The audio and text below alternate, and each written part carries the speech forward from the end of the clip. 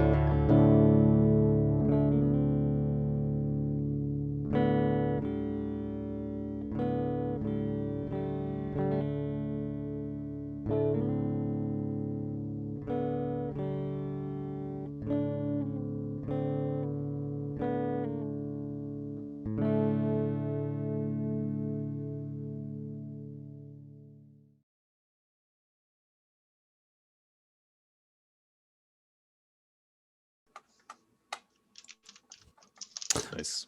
Listen, there is no context for them as to why why you put that on there.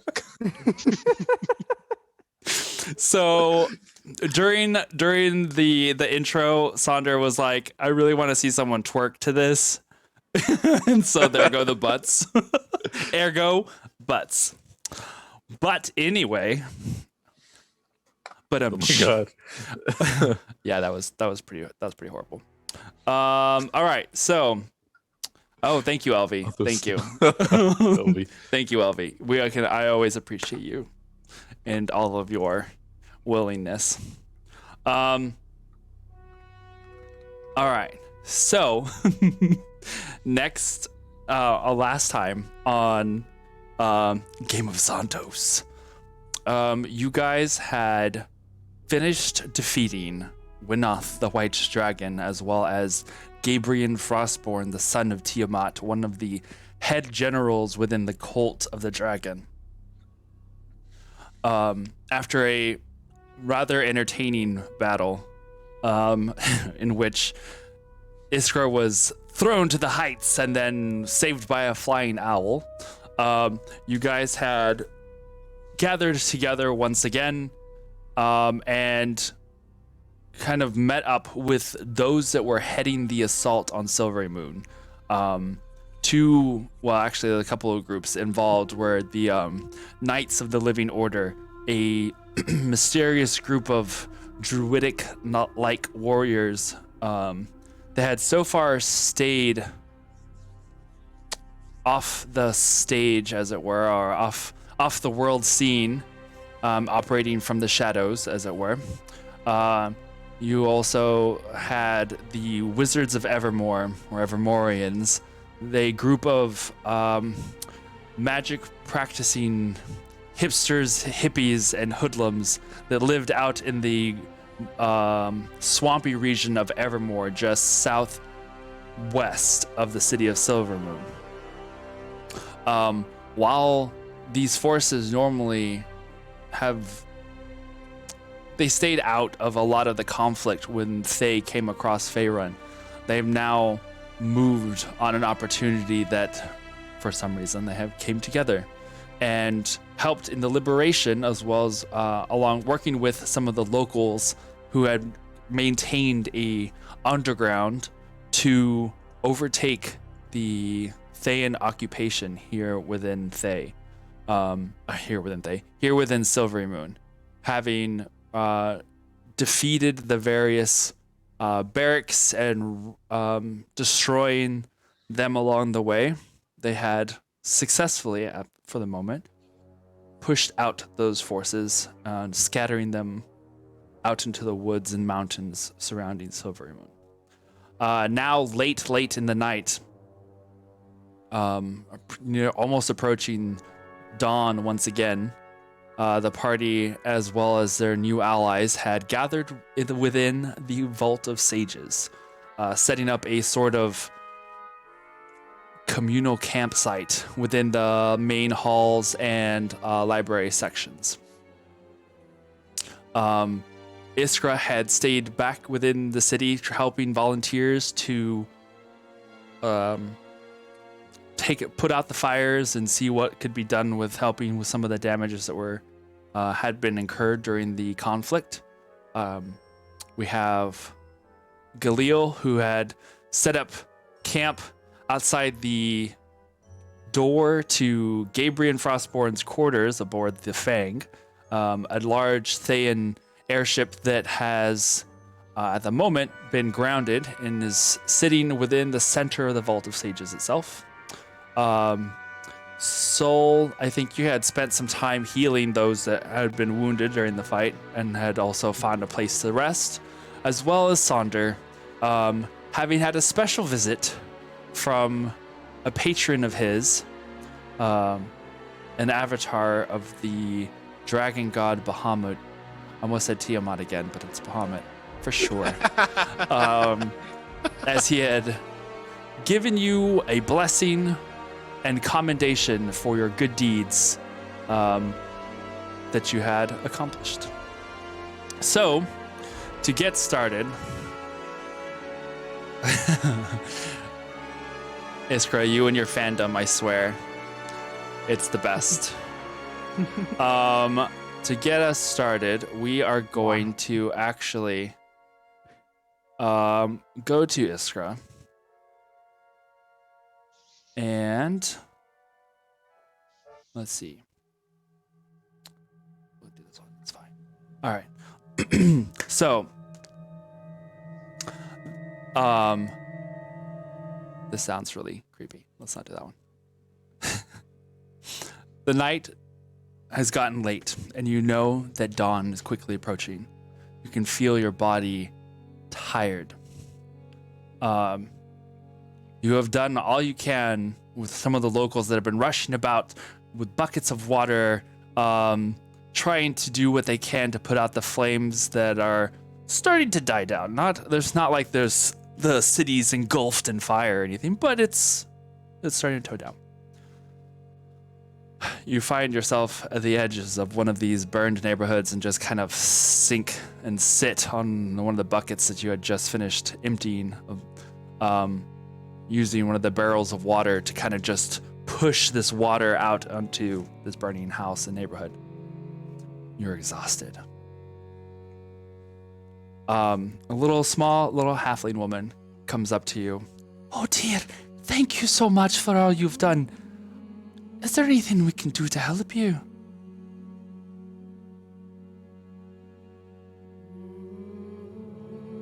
Last night, I think I said.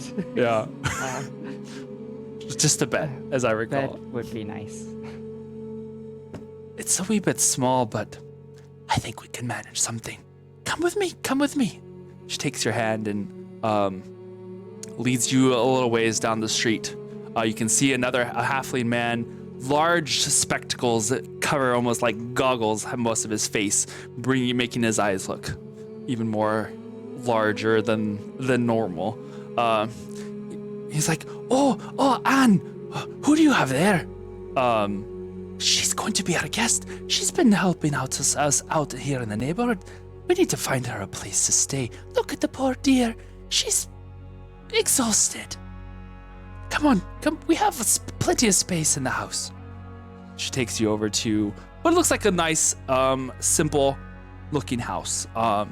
It doesn't look all that fancy. This is a rather ordinary looking neighborhood. And for being halflings, it's not like you would expect, a lot smaller. It looks relatively comfortable enough for you to fit in. So, she takes you inside. This was starting to amp up a little bit. She takes you inside and opens the door, and it's a really nice house on the inside. Plenty of comfort and warmth to be had. She leads you over by a fireplace that has this roaring hearth there. Some of the windows you can see are boarded from the inside. Where from the outside they look like they were just curtained. On the inside it looks like you can actually see they have boards up on the first floor. I'm afraid all of our beds are going to be a wee bit small for you, but we have plenty of blankets and a warm place by the fire if you'd like to stay the night. We'd be more than happy to have you as our guest. I think that would work just fine. Thanks very much. Of course, dear. I'm sorry, I didn't quite catch your name. My name is Anne Bonnie. What is yours? It's Iskra. It's nice to meet you, Anne. And pleasure's mine. This is my husband Jonas, and we have 2 daughters, sir. Currently downstairs, we had them hiding away when all the ruckus started up above.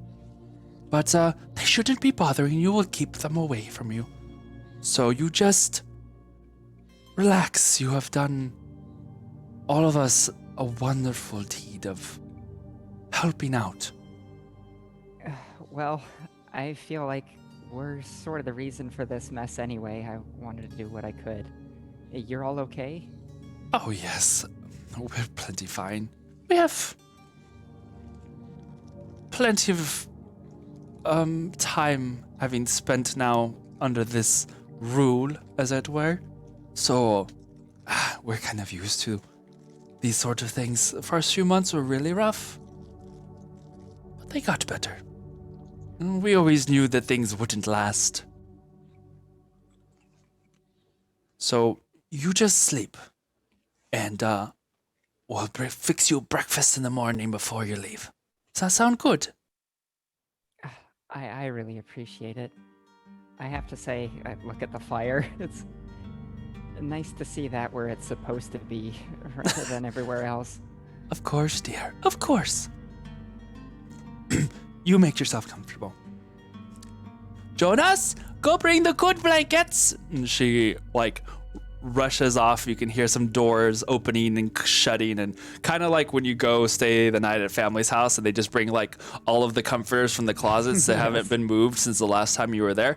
Kind of that kind of situation. They're just bringing all of these large, big blankets and basically set you up a nice little spot. Not too All close to the fire. dusty. Yeah, they kind of smell of like old closets. But, you know, they're still really, really comfortable. I love that smell. It is a very comforting smell, right? So just giving you a little more of, you know, what you saw that night before. Yes. Over the night, you were dead asleep to the world. You pass out hard. And in the morning, are awoken to the lovely sense of cooking and baking. You can hear that somewhere in the distance in the house, you can kind of hear the sounds of plates and cups being moved. It's like apparently like perhaps breakfast is being set up. And you can hear the sound of some sort of stringed instrument being played. Very softly. It's not what woke you, but it's kind of like lulled you awake. I, rub my eyes and strain my neck, just stretching and being exhausted. I'm sure there's still like grime all over me. Yeah, you didn't really have a chance to wash up much, and you are Feel still bad about their blankets. still a little, definitely on the bruise side. There's definitely some pain there. But Right. make a But I perception check smile. for me.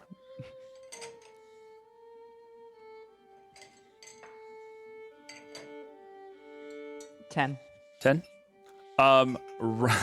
Right around the corner of this sofa that is kind of around you, you see the teeniest, tiniest little girl you have ever seen in your life. Being from Ravnica, you're used to like goblins. You know, they're small. They're probably around the same size-ish as most of these halflings, but this is just like a little person. And she's just peeking around the corner. She kind of sees you look, and she kind of Look, Guchaloo. Hey, you can come out. ducks around the corner, and then very slowly you see the eyes peek. I'm gonna just use one of my little monk abilities to manipulate the elements and take some water from my flask and create a little swirl in my palm Okay. and then drop it. She kind of comes around the corner very cautiously in her little like not a pajama onesie, since we're on the topic. So she comes around the corner in her little pajama onesie, clutching what looks like a stuffed owlbear, like a little owlbear thing. She comes around the corner and she just like kind of waddles over to you. What was that? Oh, I can do that with water. Anyone can learn with enough practice. You think I can do that? Yes, I think eventually. Definitely. I like water. Me too. I have a good friend who does too. What's Mom? your name? My name's Nemi. It's nice to meet you, Nemi. What's yours? It's Iskra. Iskra. You have a funny haircut, Iskra. Yeah, it was a little sudden. I felt like I needed to change it. Turns out it wasn't that important. Did the bad guys make you do it? in a way. I'm sure it'll grow back. One time, I found one of the knives. I wasn't supposed to have it. But then I wanted to cut my hair like Mom's, so I tried cutting my hair. It didn't come out good. I got in trouble. But Mom said your hair grows back, so I know yours will probably grow back too. That's the fun thing about hair. You can try whatever you want with it. It'll usually come back. Although, make sure you ask your mom the next time you decide to try. Yeah, I won't do that again. Probably. But Mama's making breakfast and it's gonna be very good. I can tell because Dad is playing his instruments. When Dad's playing instruments, Mom makes a good breakfast. I can smell it and I can hear your dad's instruments. You seem like you have very fun parents. I guess. We don't leave the house very much. They say the bad people outside, they're dangerous. Well, that can be true. There is a lot of danger outside sometimes. But hopefully that'll change now. I'm sure you might have noticed things were a little different yesterday. Yeah, there was some weird noises.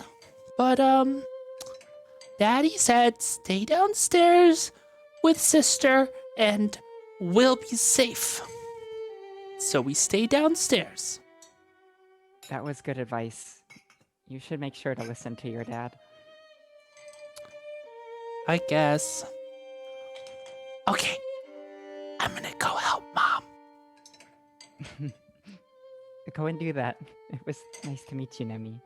She does like this little curtsy with her onesie with like skirt that doesn't exist. She just kind of does like a little infantile curtsy and then like runs off, scampers. I do a little seated bow to her. So, because it runs around the couch, you can hear her. You can hear like the mom in the other room, kind of like, "You weren't bothering her, were you?" No. I'll go ahead and stand up and make my way over there and see what's going on. Okay. You making your rounds through the kind of following the route that she had taken. Yeah, just kind of looking around, not snooping, but finding my way over. Make a perception check for me.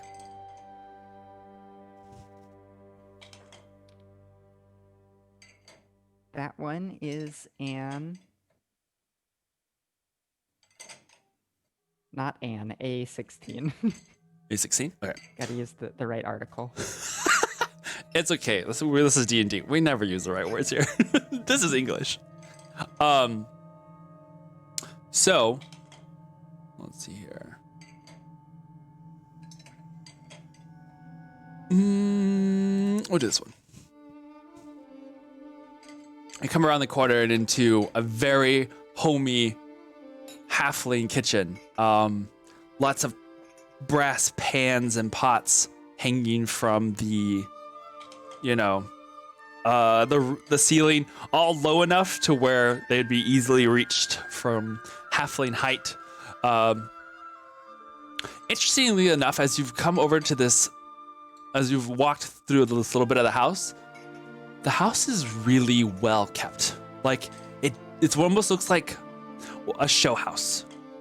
Doesn't look lived in at all, especially for having a child. Everything is like dust free and looks relatively nice. The kitchen too is probably the most looks like it's been lived in. You can see that there are little jars of honeys and there's other jars that have the lids off, and there's like some flour and different sort of baking stuff that's just spread all over the kitchen countertops right now.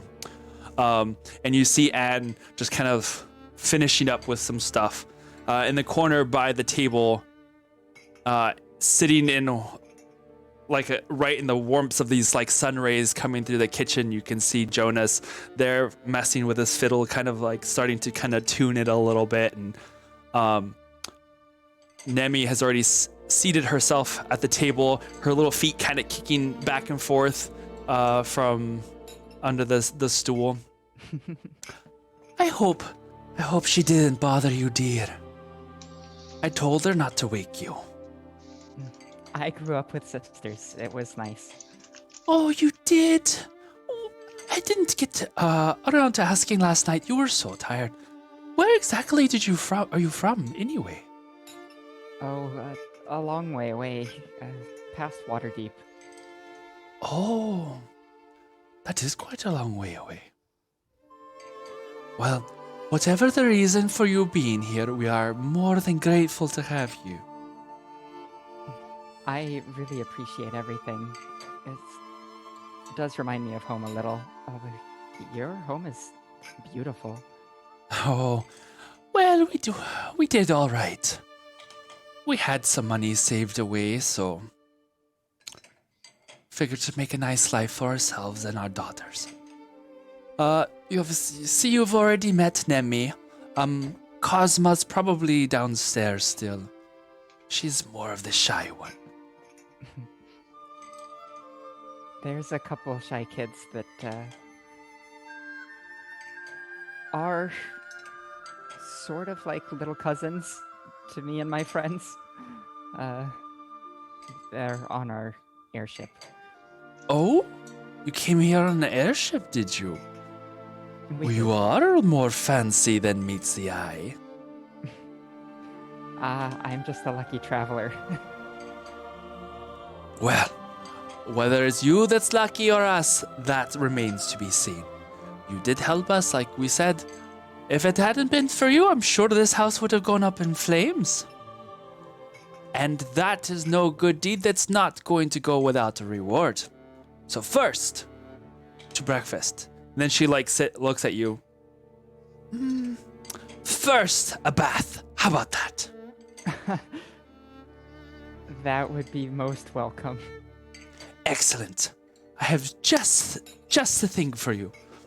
Come with me, dear. And she walks out quickly from the kitchen, rubbing wiping her hands on this white laced apron that she has on. She's very motherly.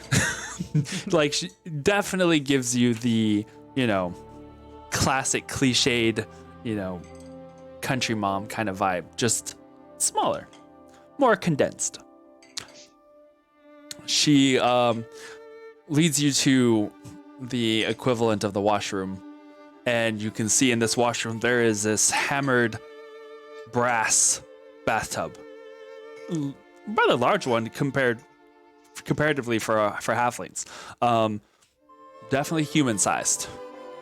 And she goes over to the some buckets of water that are close by and starts pouring them in, and as they pour, they start coming out hot, and you can see the steam rising from this tub. And interestingly enough, you notice that,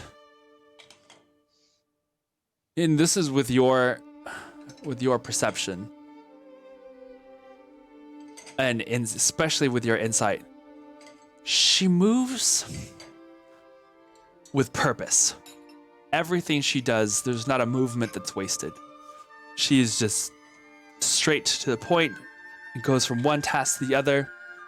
In fact, you remember even while she was speaking in the kitchen, the way she used utensils, she had a quickness to her movements that was peculiar for someone of a normal housewife kind of, ability. But she sets up everything for you. She puts some really thick, fluffy towels there on a stool off to the side. You just take as long as you need. We can keep breakfast warm for you, so there's no rush.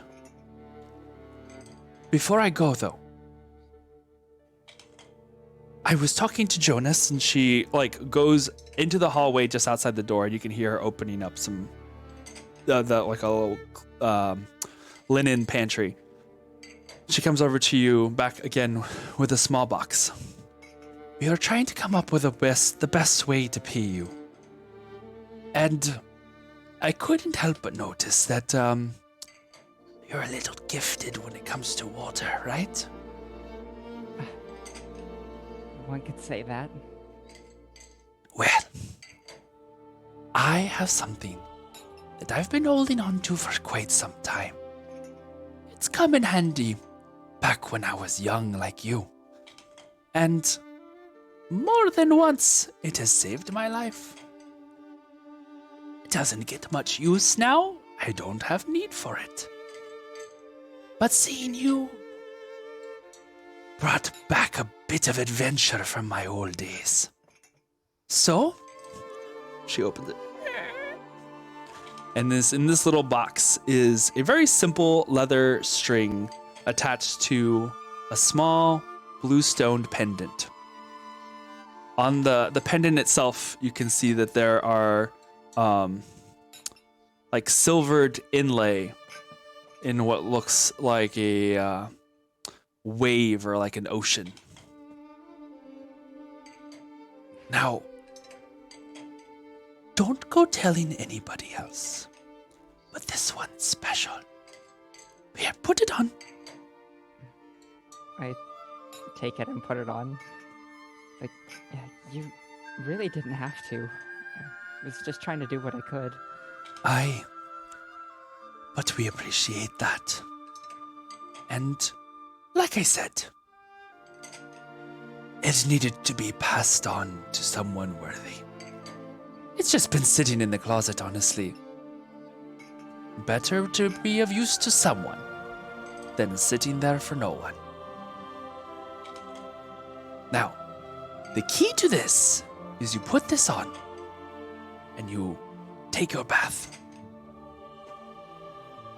Then you will know how special you are. I'm gonna go finish with breakfast. I'm gonna go get Cosma, and we will see you in a moment. Relax, dear. Thank you, Anne. Of course. She closes the door. I ponder for a moment about who she may have been before she settled down. And then go ahead and, disrobe and kind of touch my newly short hair and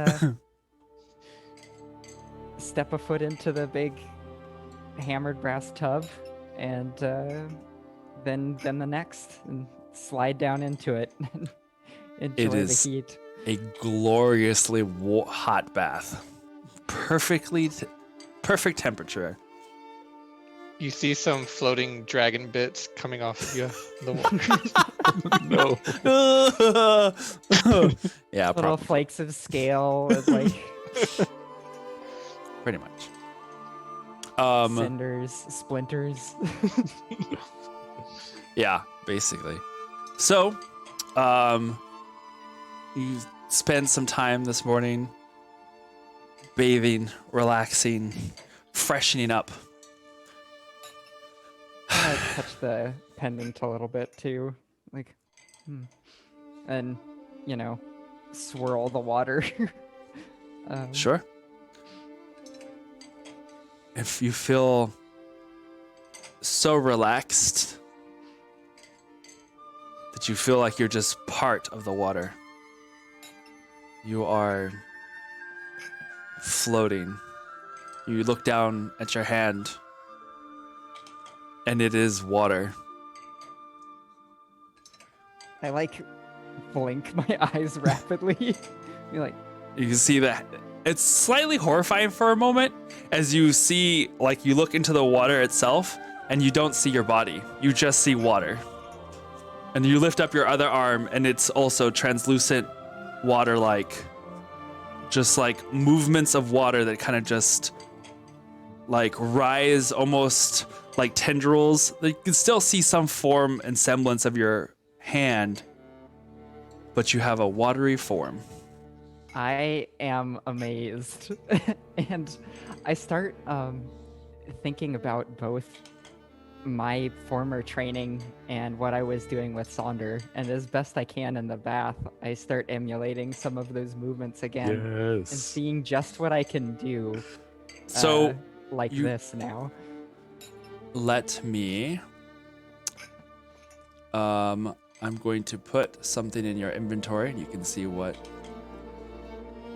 this pendant does exactly. But you have a form that is watery, and as you like lift yourself up, you can see your body in the reflection of this like glass mirror, and you are pure water. That's so cool.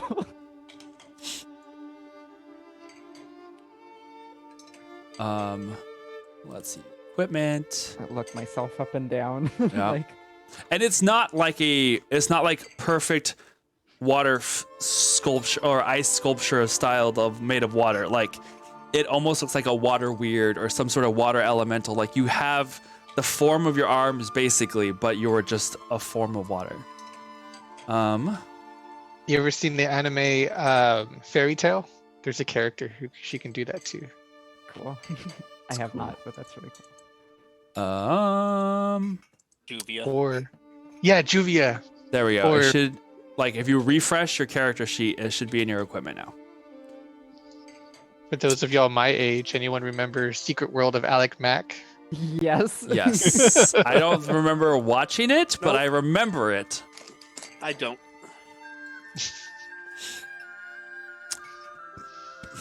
And as you sink back into the tub, kind of now having explored a little bit of what this pendant exactly can do, you notice that there is also hanging on the wall in this bathroom a picture of a sailing ship, a large, multiple-masted sailing ship.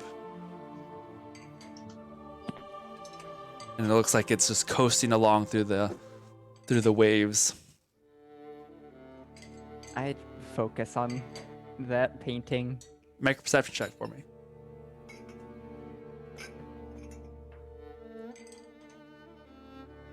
$12. 12. You are, we'll say that at this point you're kind of like drying yourself off. You're back in your normal corporeal form. And like looking closely at the painting, you can see there on the side of the ship Anne's Pride. And a very diminutive looking navigator behind the wheel of the ship. Yeah, I smile. So, bath time completed. You go and enjoy and go up or back to the kitchen for breakfast. You can see that both Cosma and Nemi are almost finished with their breakfast and have now been served a large, warm, steaming slice of what looks like apple pie. Looks and smells like apple pie, fresh from the oven. And you are welcome to sit with them and enjoy a little breakfast. I absolutely will. And it is amazing. So, moving on from that, we're gonna go back over to give you a moment to enjoy your breakfast. Thank you. And we'll go over to we'll say Sonder and Soul. As now you have awoken and you can hear the sounds of some of the people talking there. And just talking amongst themselves as they are like sharing breakfast. You guys awaken as I'm sure Soul probably would have found a spot close to the rest of the gang as much as possible. And yeah, what are you guys doing? Yeah, so I tried finding a spot close to the group, but I also tried to stay close within the people who were injured as well, just in case. Okay. In case they needed me.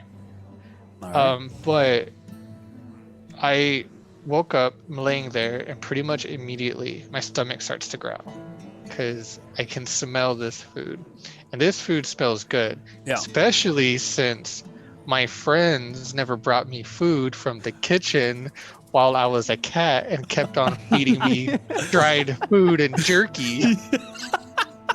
I don't know what you're talking about. I wasn't in control of that.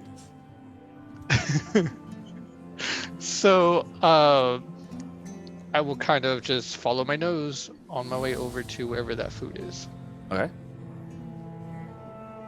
Sure. We follow easy enough. Follow it over and see. You can see that there are a couple of large cauldrons that have like various stews and soups that are being stirred by some of the Evermorians. They like there's like a soup line, kitchen line kind of forming where the people are bringing bowls and they're just filling soup in and passing along. Looks like a lovely like cabbage stew. The soup is good. It is. Sonder had some last night, which he did not share with Soul. I know. We ended on that note. The audacity. The nerve of these people. How they're so rude, so terrible. All right. So I walk over and I'm gonna take a seat close to where the lines are for the different soups and stuff. Okay. I'm just gonna wait my turn. I'm just gonna wait till everyone kind of walked and had their fill. And then You can be there a while. Yeah. that's fine. That's okay. Alrighty. Sonder, what are you doing? I will try to find whoever I can, and I imagine I see Soul, so I'll go sit next to him.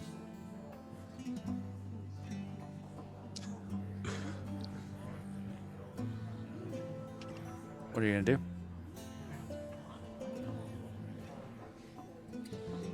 How were your rounds in healing last night? They went very well. I am surprised that the injured were not so injured as much as I feared them to be. I was able to heal many, and I am glad that I was here to help them. So I had a weird encounter after I was finished. Is everything okay? I think so. Yeah. Do you want to talk about it?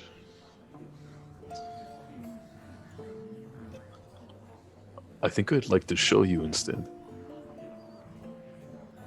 What do you mean? I can, like, okay, I will follow you. I would like to come back though, because I am hungry and I would like to eat. Oh no, I can show you here.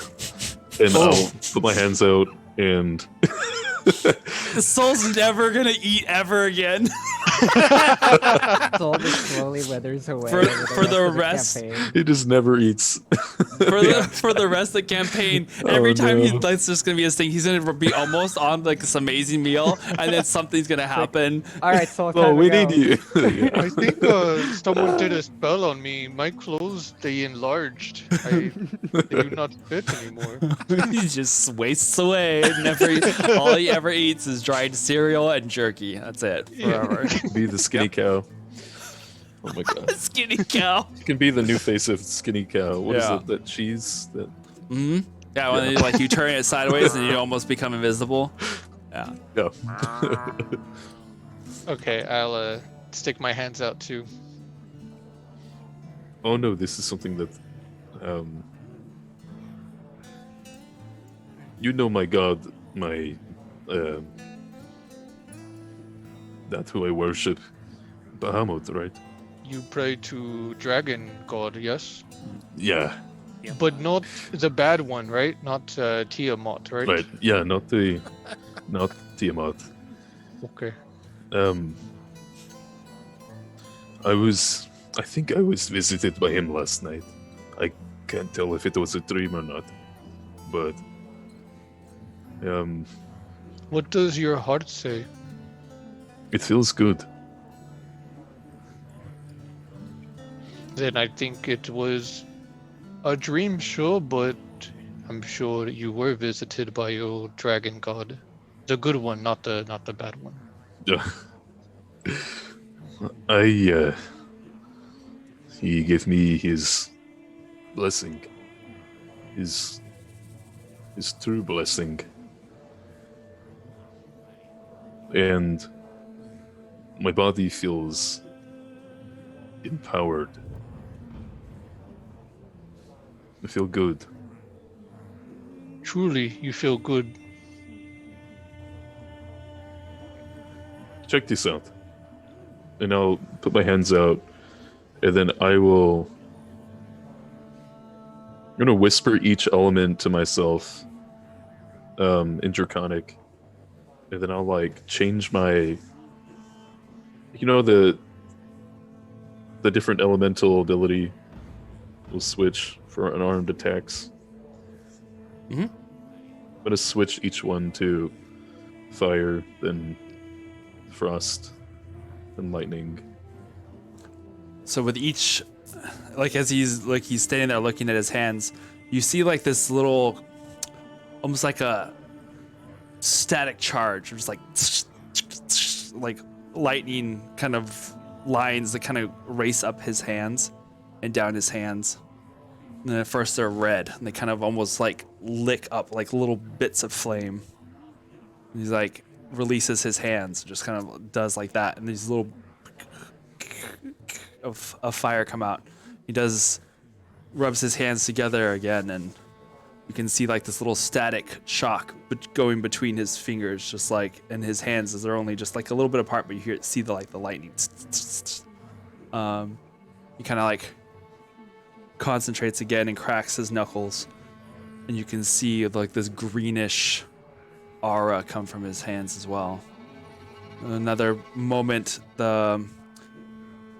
Cassandra's skin kind of has almost like I hate to use this word, a constant moistness to it. Like he looks like he's kind of just always out of the shower kind of look to him. And you can see that some of that water on his hands is freezes and like crackles almost like ice when he's like flexes his skin. It almost sounds like cracking of ice sheets. Sander's always glistening. Glistening. There you go. That's way better. He's always glistening than most. Wet. Moist, dewy, Runs down. slick. His pectoral muscles just. Anyway. Oh, I mean, he's shirtless, so. No. Oh yeah. Yeah. Oh, Sonder, this is amazing. I am surprised and I am impressed. You are like of the nature that is beautiful, but it can also be terrifying. So please, whatever new ability you may have, please be careful with it, okay? I'm still learning what it is exactly, but it's been good. Let's take it a step at a time. Make sure I don't cause a fire or burn someone or freeze someone, but I can control it. That is wise, I think. Let me know if you'd ever like to practice and maybe try to learn to control it. That would be fun for me too. I did notice that the power that I once had, concentrating on the weapons that I used, I don't feel it as strong anymore, but I feel a closeness to Bahamut that I've never felt before. And that I prefer.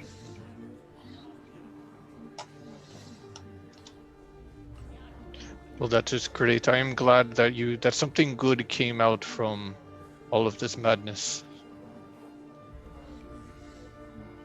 Well, I reach over, pull him in tight, give him a big old side hug.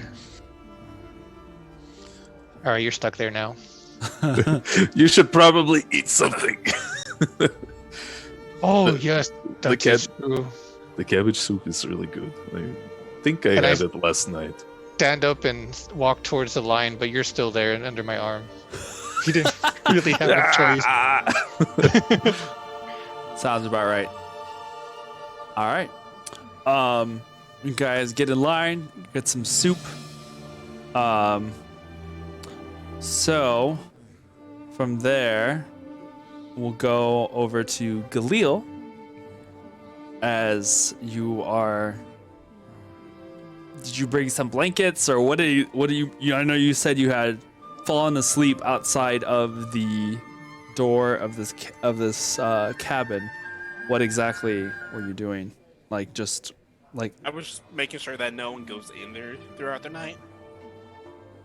Okay. And I was using my cloak as my blanket. all right. So literally you just sat there and Yeah.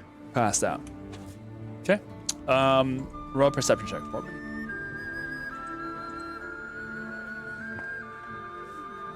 Natural 18 plus 6, I believe.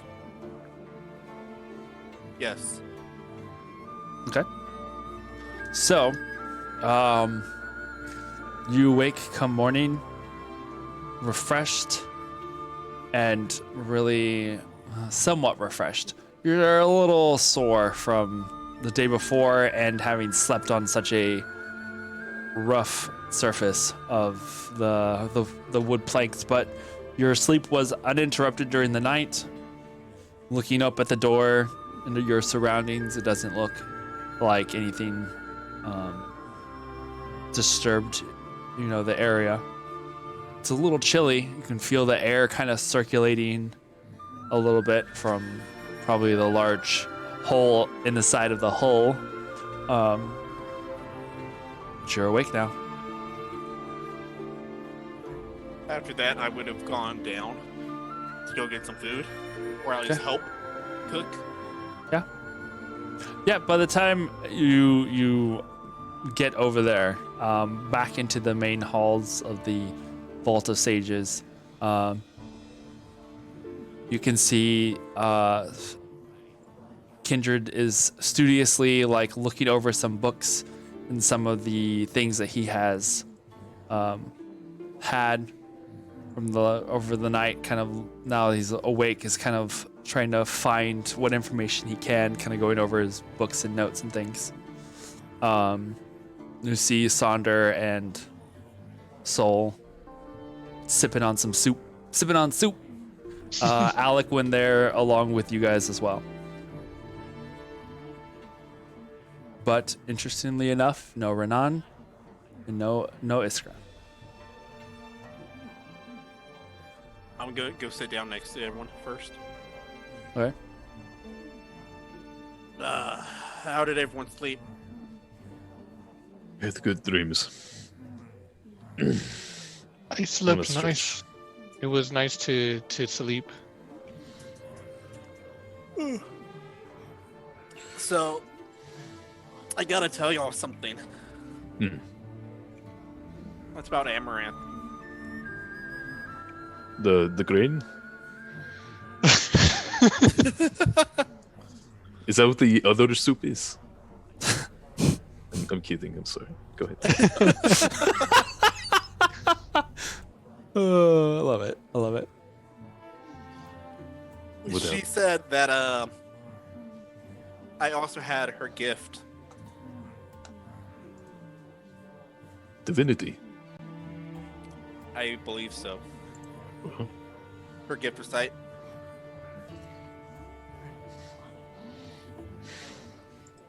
When you say this, do you mean within your mind or with your eyesight? You can see good? I think within mind. Oh yes.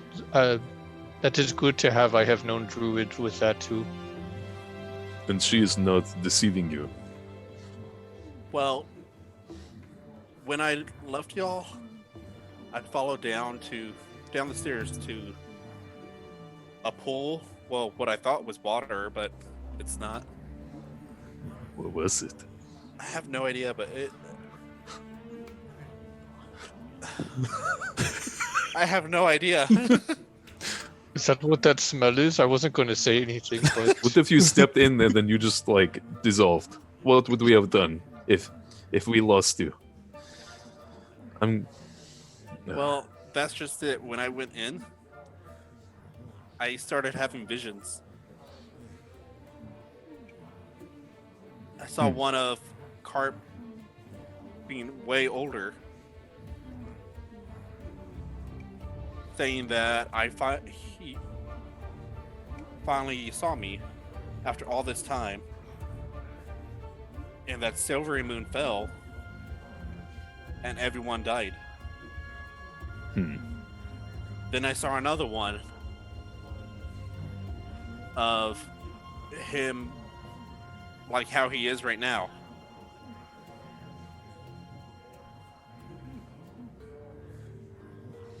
What And about? he wasn't able to actually see through me.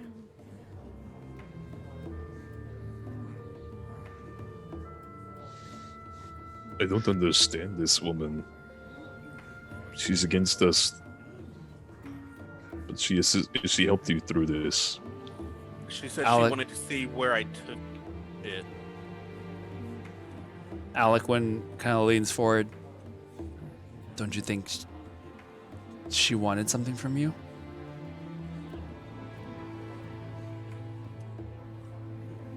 Well, probably. What if she extracted your soul while you were having visions? that would not be good. Have you checked your soul yet? Start like poking around in his chest. And I just pat away. Well, if it's something physical, I had a Finn, who is actually Oreo. Wait, what? And when Yeah. you guys look over, you see that the griffin is no longer the pet that was kind of stayed at his side. And now you realize, even when you saw him briefly during the combat last night, and while you guys had been walking around, Ugh. like as caught up as you were in the moment, now fully looking at him, you see that it is indeed not the griffin. It is a white furred tiger panther thing with wings. When did that happen? Apparently, he's always been Oreo. So this is still Finn, but not anymore? Yes and yes, I believe. Did he eat him? No. You see, as you say that and you look over at Oreo, the cat just looks at you and then licks its lips. Cats do like eating birds. But wasn't Finn gifted to you by the gods? By your mother? Or I don't know how that works, but Saloon, she's my grandmother. oh. We need to sit down at the campfire and just go over all these things sometime. Wait, did you say your mom was a goddess? Grandmother. Grandmother. Miss Grandmother was. It's still goddess. You from goddess? Yeah. And your mother, is she? How?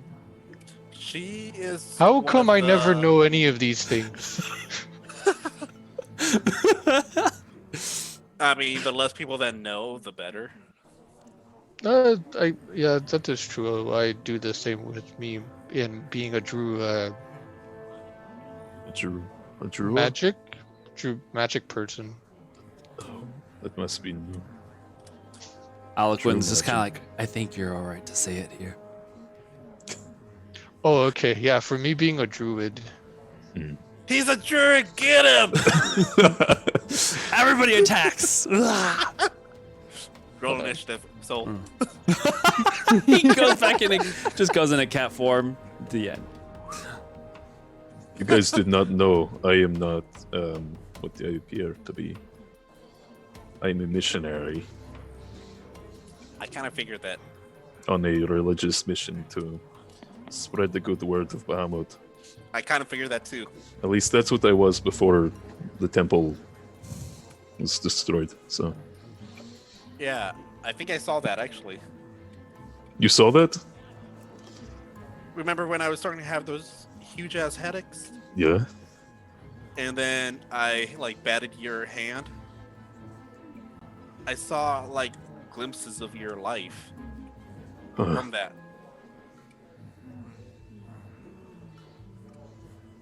Was there anything in particular that you had seen? You're happy Yeah, I Before- was. before all that death. Was there anyone with me in the dream? Not that I could see clearly. That's fine. The only one that I recognized was you. But you looked like such a baby as I pinch his cheeks. Oh, he does. And I pinch the other one. My God. Blah. This is gonna be one of those days. Yeah. Oh Maybe we should clean him up, and I grab one of Kendra's daggers. no. Shave the beard. As you guys are talking, Hold him down, soul. as you guys are talking, Aelin comes over with soup, carrying his own little bowl of soup as he like comes over and sits cross-legged in front of you guys.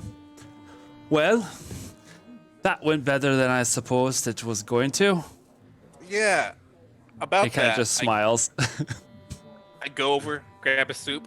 No soup for you. You destroyed the airship. I didn't do it. Hey. I see what you did there. It wasn't my fault. What was I supposed to do? You try telling Grandma Illy not to do something. Fair He's enough. got a but I'm point. keeping the soup. As long as she was the one who crashed it, I think we should be okay. It's Yeah. not crashed. Where is she, to be honest? Well, yeah. She's with the Emergency airship. landed. They're I- outside of town. They're safe.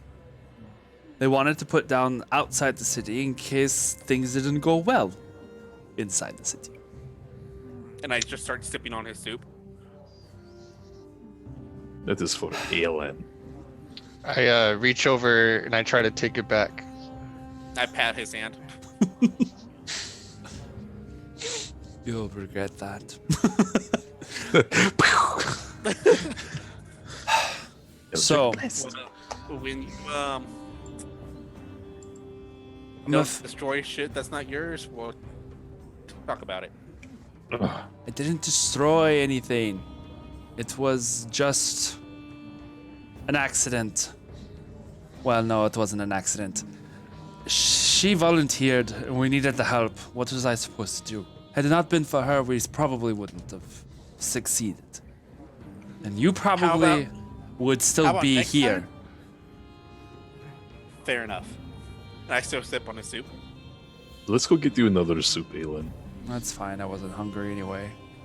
No, you need. That is not true. You should eat. As we all Um, hear his stomach.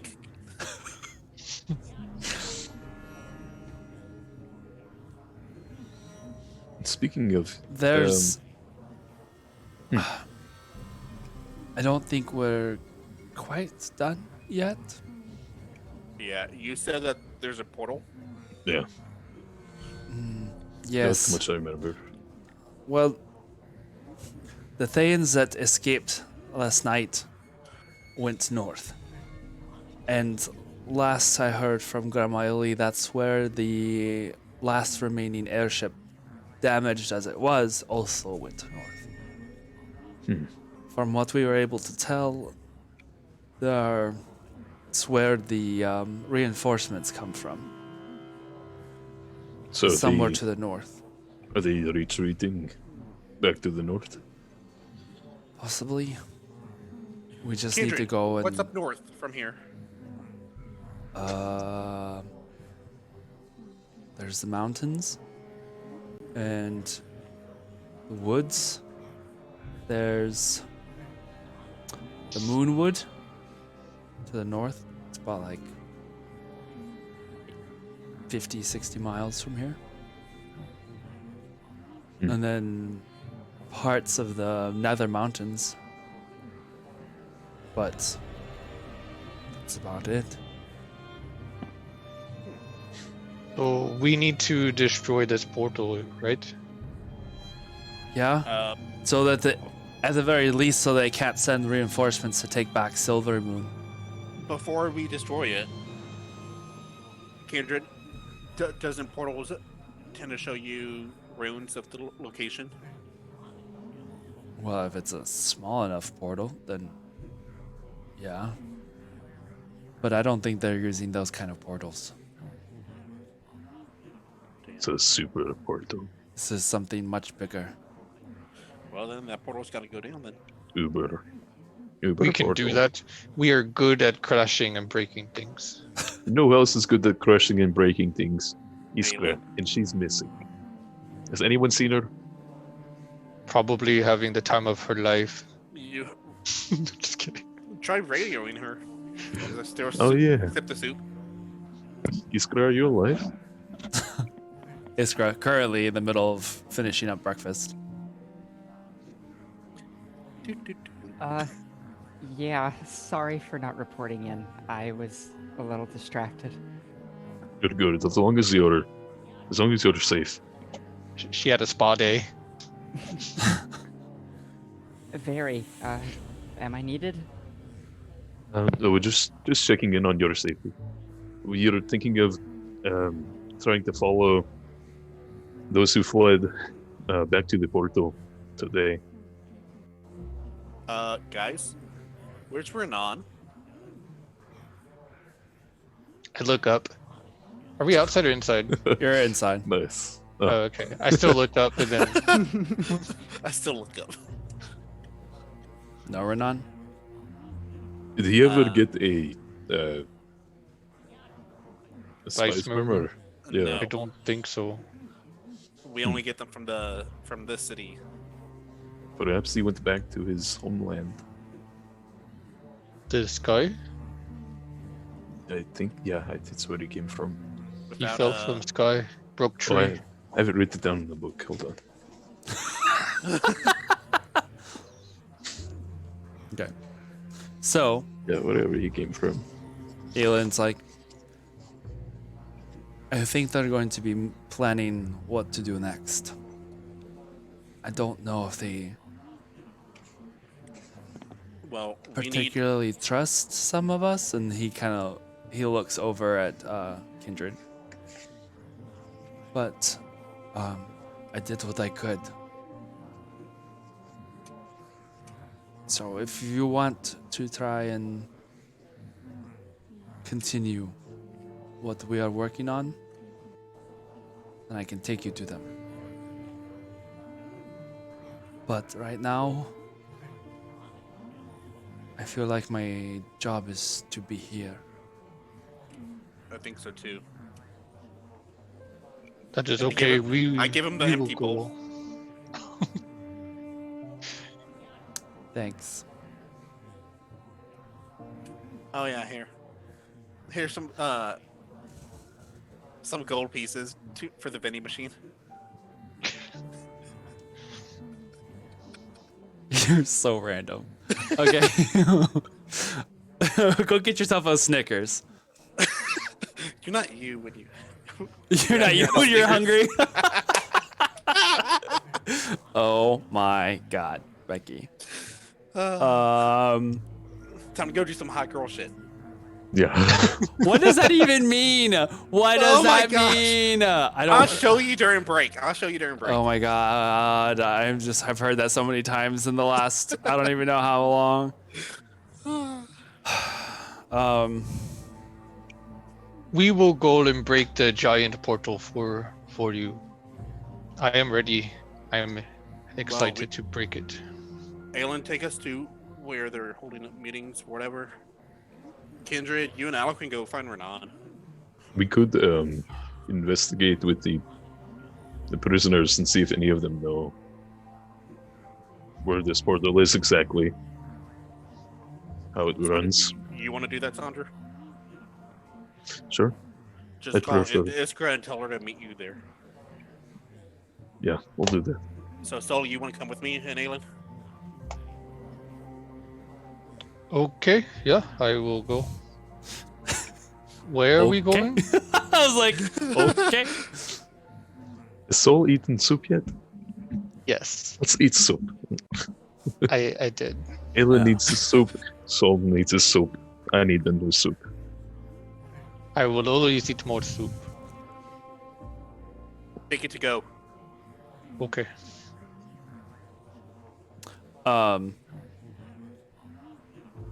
Aelin just kind of like looks down at his bowl, like just turns towards the soup, then looks back at you.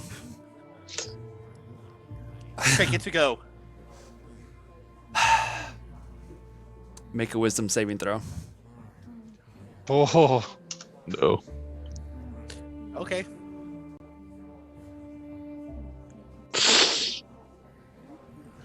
$22. 22.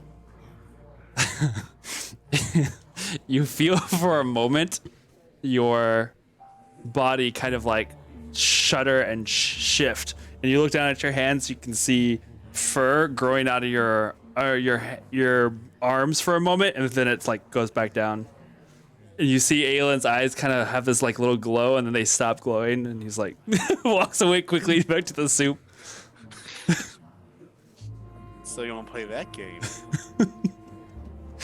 All right. So gathering your soup to go, Aelin leads you upstairs to the one of the top floors of the vault, towards the top of the vault of sages. Soul going with you. Sonder, you are gonna go and talk to the prisoners. Yeah. All right. So you're trying to get a hold of Iskra then.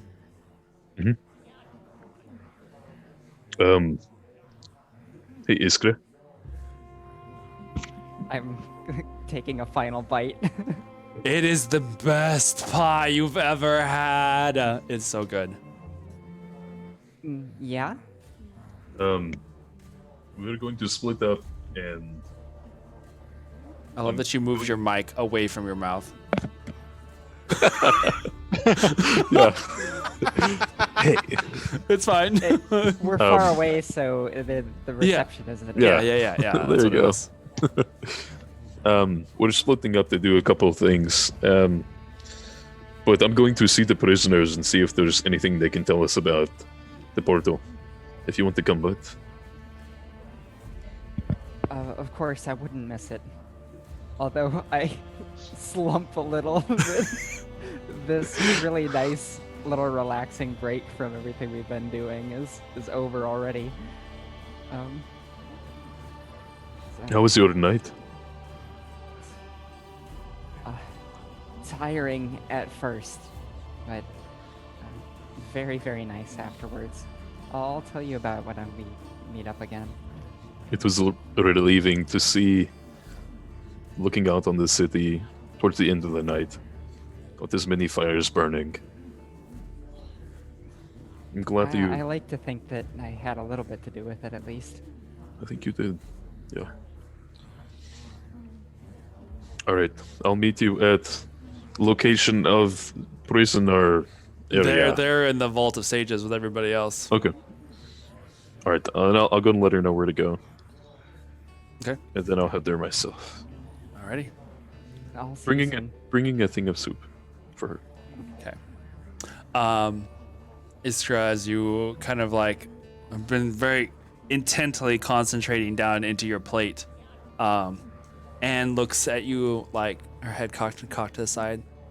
Are you alright, dear? I'm sorry, Anne. I'm gonna have to go. I really appreciate your hospitality.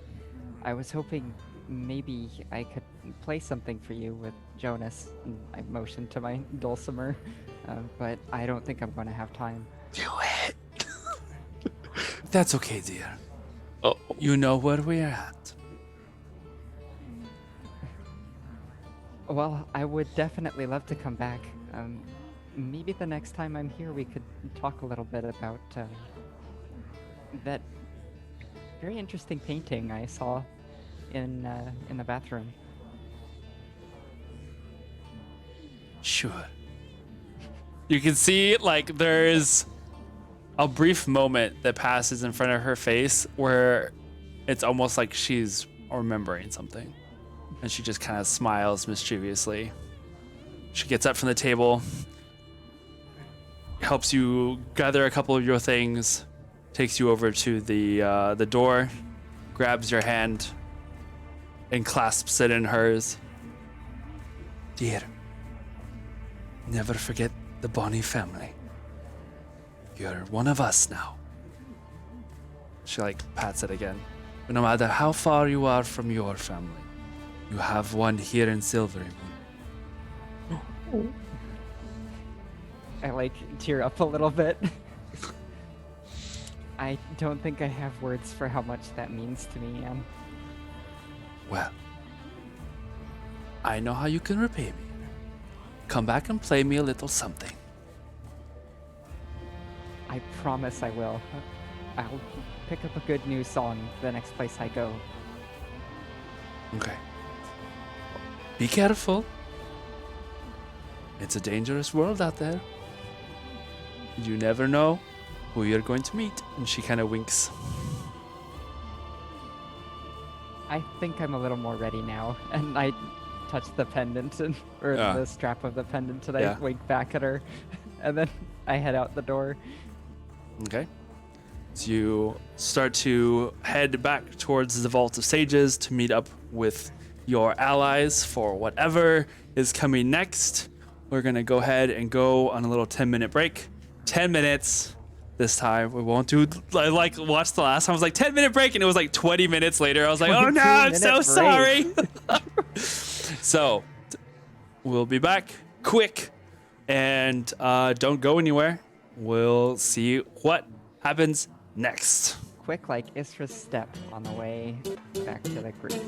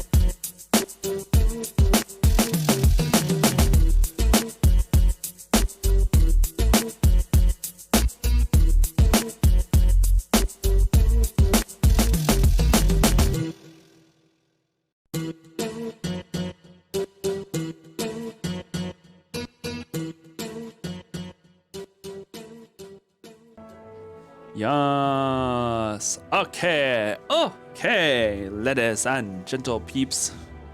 We're back. Much quicker than our usual. Yay. All right. So, indeed, thank you for all of you who were in the poll. She was indeed a pirate. Anne Bonny is inspired by Anne Bonny of Earth history. She was a pirate that, oh God, she was under Calico Jack, I think is the name of the other pirate that worked with her. And at the time, she was one of the few / only women pirates out there because it was considered bad luck to have women on the ship. And Calico yeah. Jack was like, screw that. We're going to have this girl on the ship. And they It's bad actually... luck for other people's ships. Hey! But she did go on and was very lucrative pirate. And in fact, when she was finally caught and arrested, the only reason she didn't get executed was because she was pregnant at the time. Nice.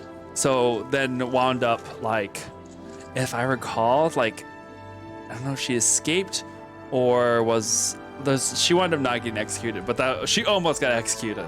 But then when it was discovered she was pregnant, they didn't execute her. So, yeah. Like your shirt. So there we go. Fine. Oh yeah, at the Animal Crossing. Thank Yeah. Mhm.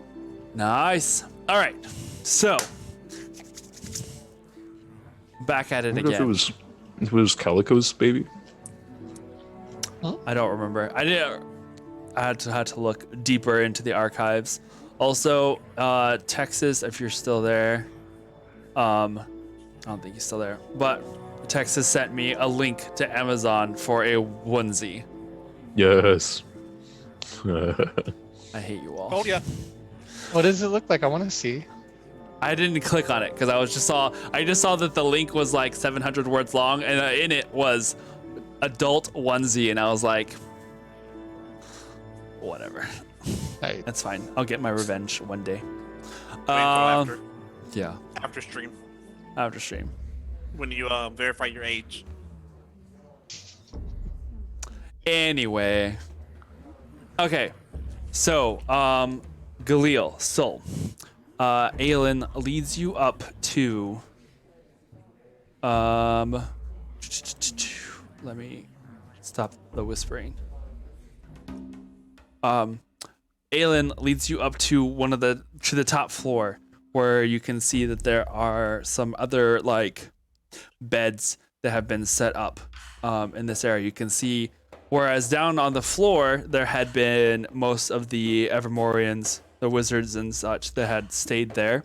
It seemed like more of these knights had stayed on the top floor, being able to sit where they could see out over the inside and outside of the vault of sages, as well as kind of keeping an eye on those down below in this atrium-like stairwell that leads to the top flour. You can see that there are a couple of them that are like sitting up against the wall, kind of doing like a morning meditation and such. And one of them that kind of comes around the corner towards Aelin is the elven woman, Thalu. And she comes over to Aelin and she kind of like, her eyes look over Galil and Sol. So, I suppose he has brought you to come with us to plan? Yes, indeed. Excellent. And could you explain the plan again? Well, that is what we are about to discuss. You will follow me. I have a meeting with some of the Circle of Accord. We're trying to figure out what we are going to do next. I don't know if you have already met, but here we have one of our knights. Her name is Sybil. And if I can get Sybil to join us. Dum, da, da, dum. OMG. Yeah. Yay! Yeah. Mouth is full of food, but I'm Sybil. excited you're here. Hello. welcome to all of this. I don't know where I was going with that. I was like, welcome to all of this. So, as Thalu like steps aside and presents Sybil to Galil and Sol, if you wouldn't mind describing for us what Sybil looks like. At the moment, Sybil has really almost white platinum blonde hair. She's got really fair skin, silvery blue eyes. She seems very small, very humble, and she's very quiet.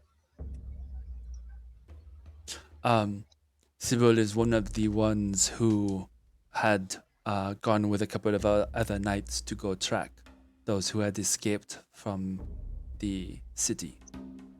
So, if you will follow me. And she leads you to one of the dinner tables that you had passed by what seems like ages ago, but was actually like 3 nights ago, probably, for you guys. Wow. Yeah, I know. It feels like forever ago when you guys sat around with Gabriel and Winoth and all the rest of them. This is my first time seeing it. This is this is Saul's first time seeing it. He shakes his head. Yeah, because I wasn't there. But you see this table now has a couple of maps out of Silver Moon and the surrounding area. There you see the one of the taller reddish colored dragonborns by the name of Ko. He is one of the heads of the Circle of Accord, the group that kind of oversees the Wizards of Evermore. To his right, you see a Furbolg male, whom you had been introduced to last night as Sarmanor. And to his left is a goblin female. Kind of short, still kind of tall for a goblin, but she sits like looking over the table, and you can see she's kind of fiddling with her hands as she does so. Kind of has some sort of wooden and metallic contraption that she's kind of just almost like a Rubik's Cube kind of thing, where she's just kind of messing with it as she's just kind of looking over the maps and things. Thalu walks over to the table and just kind of gestures for you guys to join and standing around the table. So, Sybil, last night, if you would remind or bring up to speed allies, this Aelin, whom you are familiar with, and these are his compatriots. I'm sorry, I did not remember your names.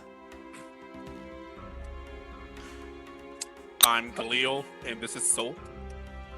It is a pleasure to meet you.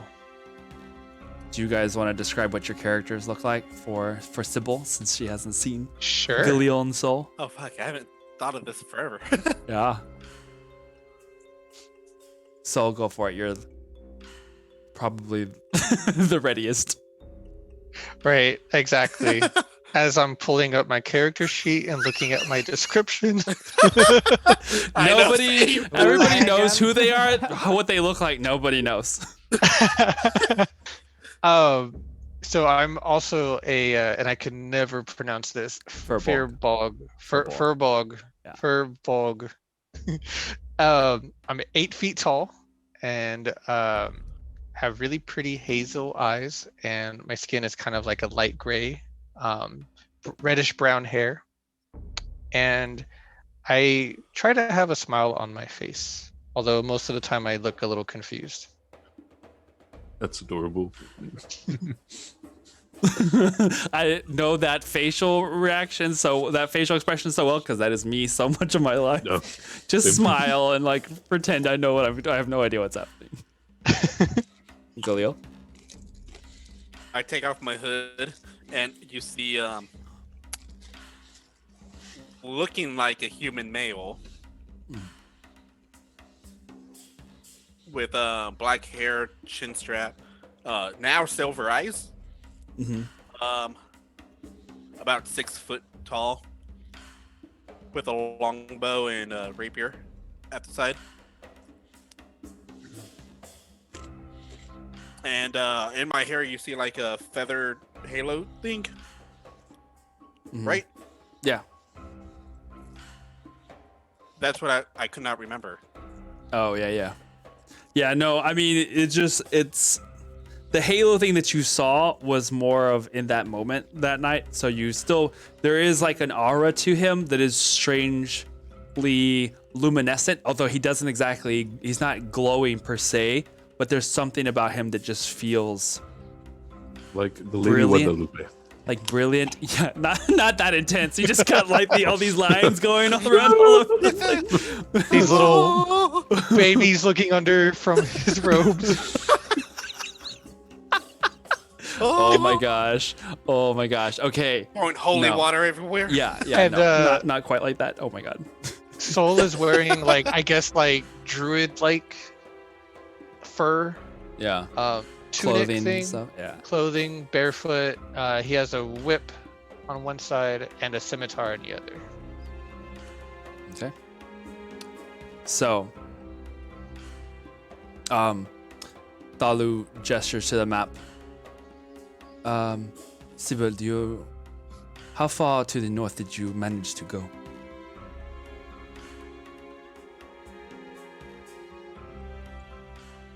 I managed to follow some hobgoblins, and I made it not very far, not as far as I would have liked. I didn't learn very much. It was very disappointing. That is quite alright. You at least made it out alive and back safely. That is what matters. I had a very strong feeling that I needed to return. It was probably for the best that you did not get separated from the rest of us. You did well. Do not worry. You will have the chance to right what was wronged. I'm asking some of the survivors from the city. It is unclear exactly how far this portal is from the city. All that is known, or all that we have been able to surmise so far, has been that wherever this portal is, it is large enough for the airships to have arrived from, as well as bringing in massive armies, as it has been a point where they are able to bring armies through the portal and then ship them down the river on barges. This is how they are able to supply some of the front lines this far north. We are at the moment unclear as to what exactly we are looking to face. But it is best that we act as quickly as possible and shut it down before they are able to bring more reinforcements back. Do you have any suggestions? I am sorry, I'm unfamiliar with what you are capable of doing, but Aelin speaks highly of you. And he was the one that brought us together.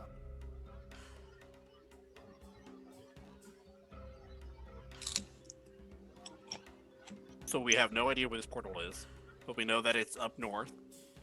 They have retreated to it. They have at least one working airship. Thalu looks over at Aelin, and Aelin kind of like shrugs meekly. From what Captain Elena said was that one of the airships got lost in the city. It's to the north. I think you have seen that already. And then the other was badly enough damaged to where it did not pursue them anymore. But I don't know how damaged it was, or if it already went through the portal at all.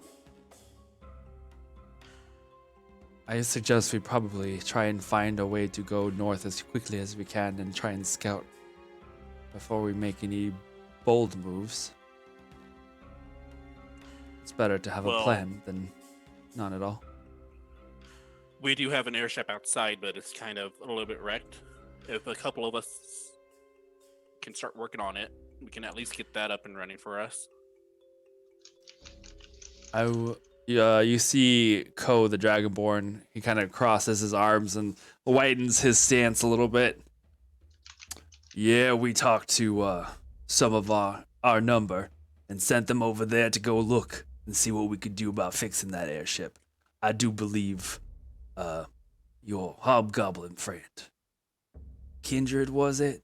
Last night she told us that it was very important that we try and fix that airship. Now, there aren't too many of us who know how to work on such a device, especially as large as that airship you have over there. We are just humble magic folk living in a swamp water. The most we ever had to do was with those Well- reed barges. But I'm pretty sure Jinda over a bunch here. of magic folk here can get it together. Jinda over here, he kind of nods towards the goblin. Her and Jinda. some of her friends, they like tinkering with stuff. I would imagine probably some of them could look it over and see what we could do about fixing yourself up an airship. Can't promise that it'll be happening fast, though. As long as y'all get it up, that's all that matters. I'm so very upset right now. I know. I just realized what I just said. So upset. I saw Soul's eyes and the slight little.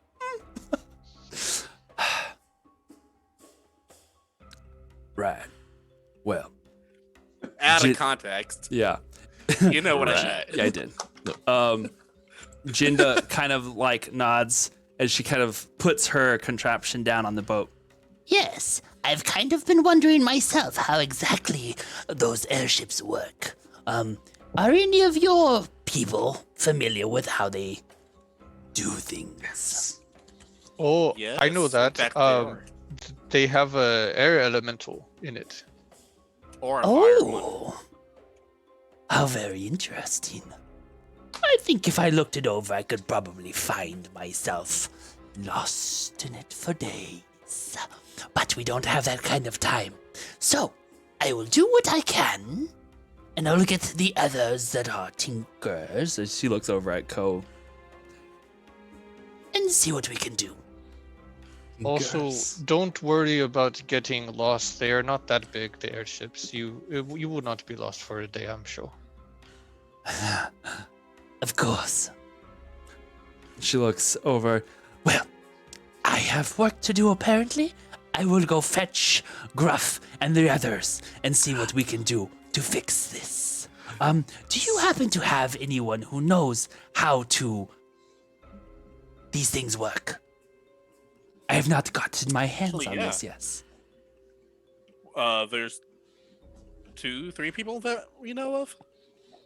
Excellent. Uh, Then if you'll send them my I think way. some of them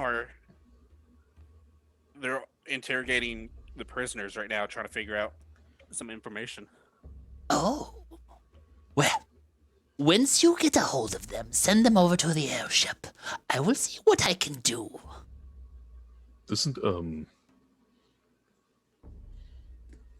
Doesn't Eloquent know a little bit too? A little bit. He knows some, but it was mostly Sonder and Iskra, I think, that had any sort Yeah. of thing Training. with it. The most skilled person that you have would be Captain Alina and her Yeah. boys. Yep. Yeah. But she scurries off. So then, leaving you with Ko, Sarmanor, and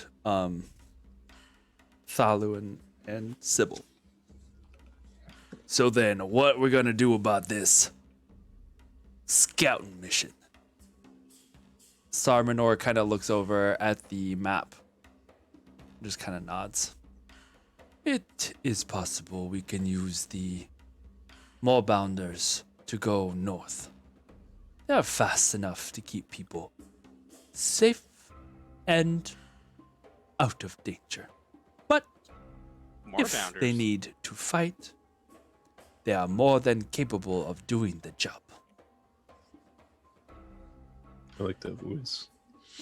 What is that? Well, I think that we should have a small group. More bounders? You know what horses are, don't you, son? Of course.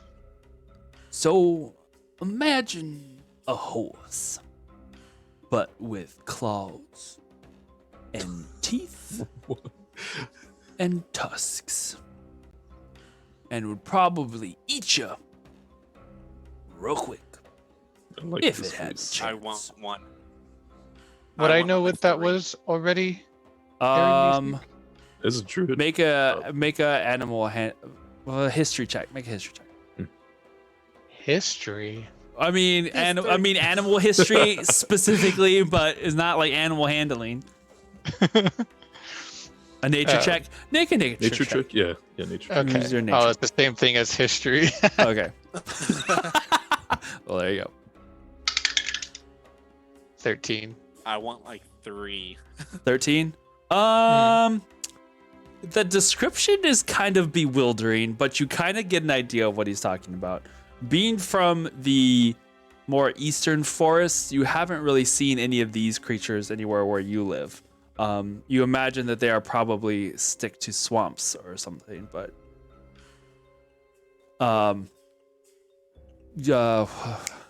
Sybil has had some experience with them recently in riding them through the night trying to track, but that's about as she's the only one currently who has seen them.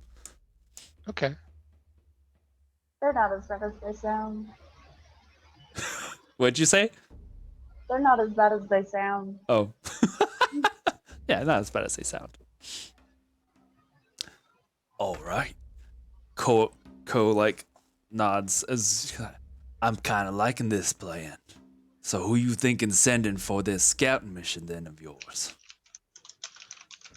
I mean, I can go. All right. Let me check with the others.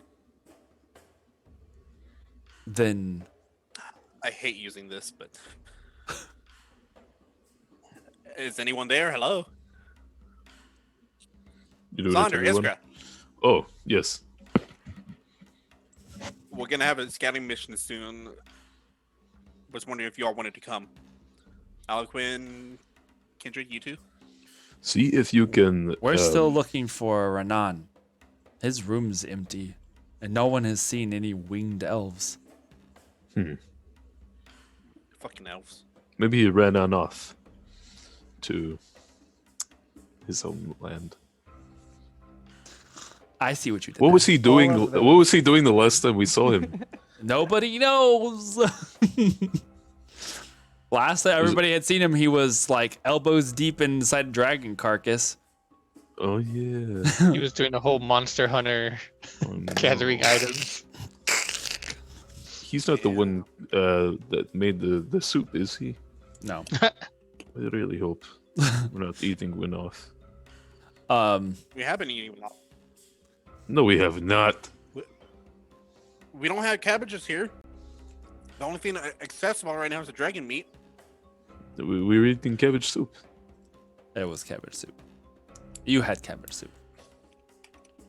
What Anyway, was the other meat? The other soup? you don't know. You only had the one. Mm. In any case, we digress. Yeah, I guess he will Iskra's show like, himself. get power walking through the city. All right. So we are trying to find out where the portal is, right? I would say, yeah. I would say wait for us to interrogate and see what exactly we can get out of some of these prisoners. And then let's go on the scouting mission, or have somebody go on the scouting mission. If they are expecting us, or if you are going to be ambushed, be nice to know it. I have cartographer's tool, so is it, could I have made a map of what I did explore, Yeah, Mhm. and I want to show Nice. it to everybody. sure. So you go over to the map and grabbing a quill, a pen a pen, and just kind of like start checking off the areas as far as like how far north the city. Do you guys see that those that had tried to track or had chased after the Thayan forces had managed to get a good 7 miles or so north of the city in a wide pattern. You see that to the northeast is the location that is marked where the reclaimer has set down, and they're about 4 miles outside of the city in a grove of woods. Is that the name of the airship? That's the one that you guys had ridden in on. Then what was 7 miles outside of the city? That was the range at which they had already explored. The mountain range itself is about like 15 miles or so north of the city. That's where the start of the mountain range, like there's some hills and that lead up to the mountains. So you could either go that direction or towards the Moonwood, which would be to the northwest, and is about a 30 miles to the Moonwood. If you were going to place a portal down, where would you put it? Should we split up for Half of this us go- mission? Half of us go to the mountains. The other half goes through the forest. We Yeah. could, but it would be nice to have some kind of ship if we did go. Well, we have animals that we could ride. And if that is not enough, I could make some more. That will work. Yeah, let's do that then. Sarmanor kind of leans forward. No point in wasting your magic when we have things for you to ride. Each of them can handle about 2 to 3 passengers, counting, of course, a rider. So we have about 4 more bounders that you can take. You okay? Who's So- that honey-voiced person that they hear on the other end, Galileo? Oh my god. It's not an open phone line unless he chooses it to be an open phone line. Thought it was for everyone. Oh well, yeah. So you guys can think about that for a moment as you try and figure out who exactly is going, because you don't have to take necessarily everybody, but decide who you want to send with Sybil and her tracker crew.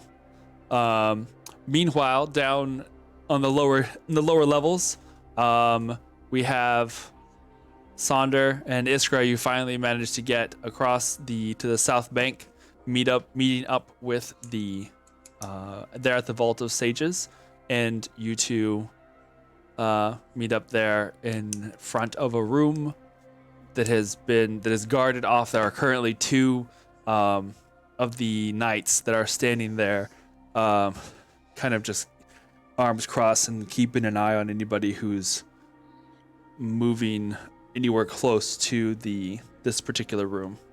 But this is where, Sonder, you had gone the night before to do some healing work. Was there anyone that I had talked to in particular, or any prisoners that like I had assisted, that I was able to not like make friends with, but at least let them know that I'm not A crazy person? Yeah.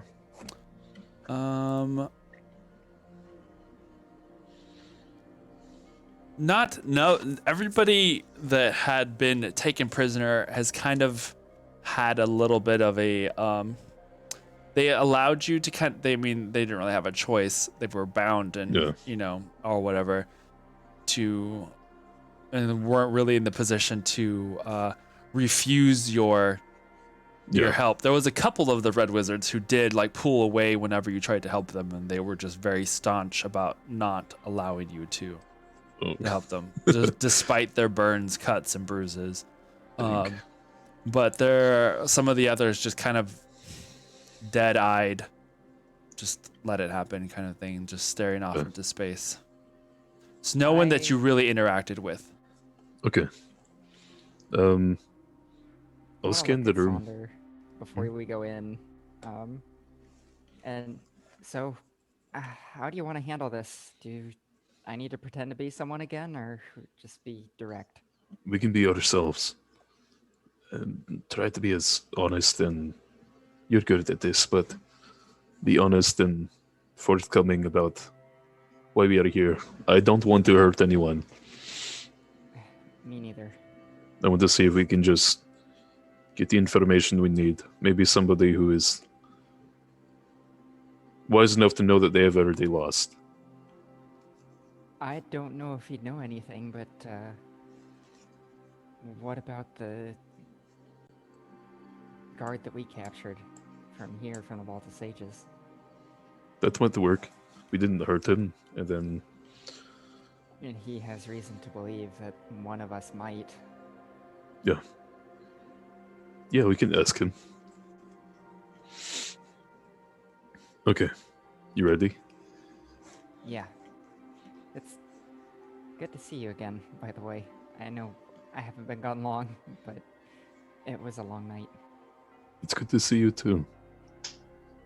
I didn't know when the night would end. It felt like it went on forever. It did. Almost still a little bit. Thanks for sending your owl up to get me, by the way. That was almost going to be used on Kindred to get him to fly away and save his life. I'm glad it was there when we needed it for you. For a moment, I didn't know if the dragon was just falling or if it was dead, and so I can't imagine what it felt like to be on top of a dragon that was literally on the brink of death. Exhilarating at first, but once it started to plummet, it was a little worrisome. To be a monk. We get into some crazy shit. You look really clean, by the way. Yeah. Still got a cucumber on one of your eyes. I smell butter and apples. Caramelized apples. Had a very gracious host after being done with the fire brigade. So I managed to clean myself up and got fed a really great breakfast. That's good. You deserve it. After everything that you did. I'm sure there are some artisans and shopkeepers that really appreciate you. Maybe. It was mostly the citizens themselves, right? Yeah.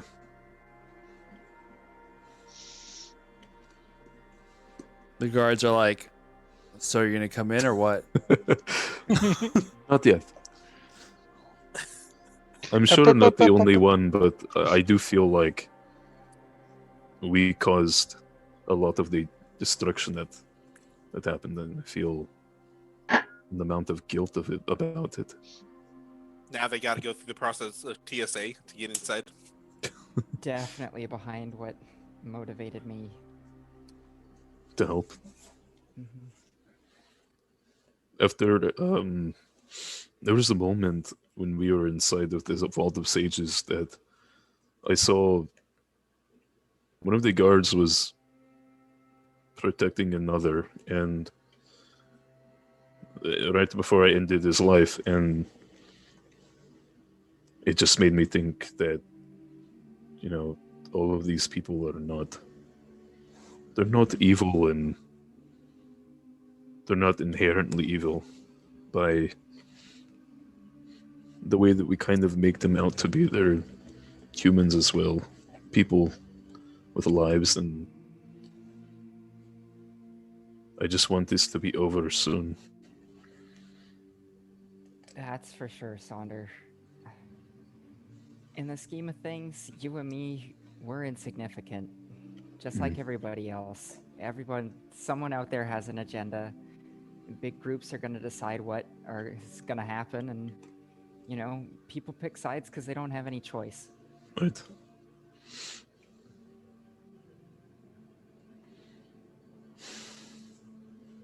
I want what we do here to make a difference eventually.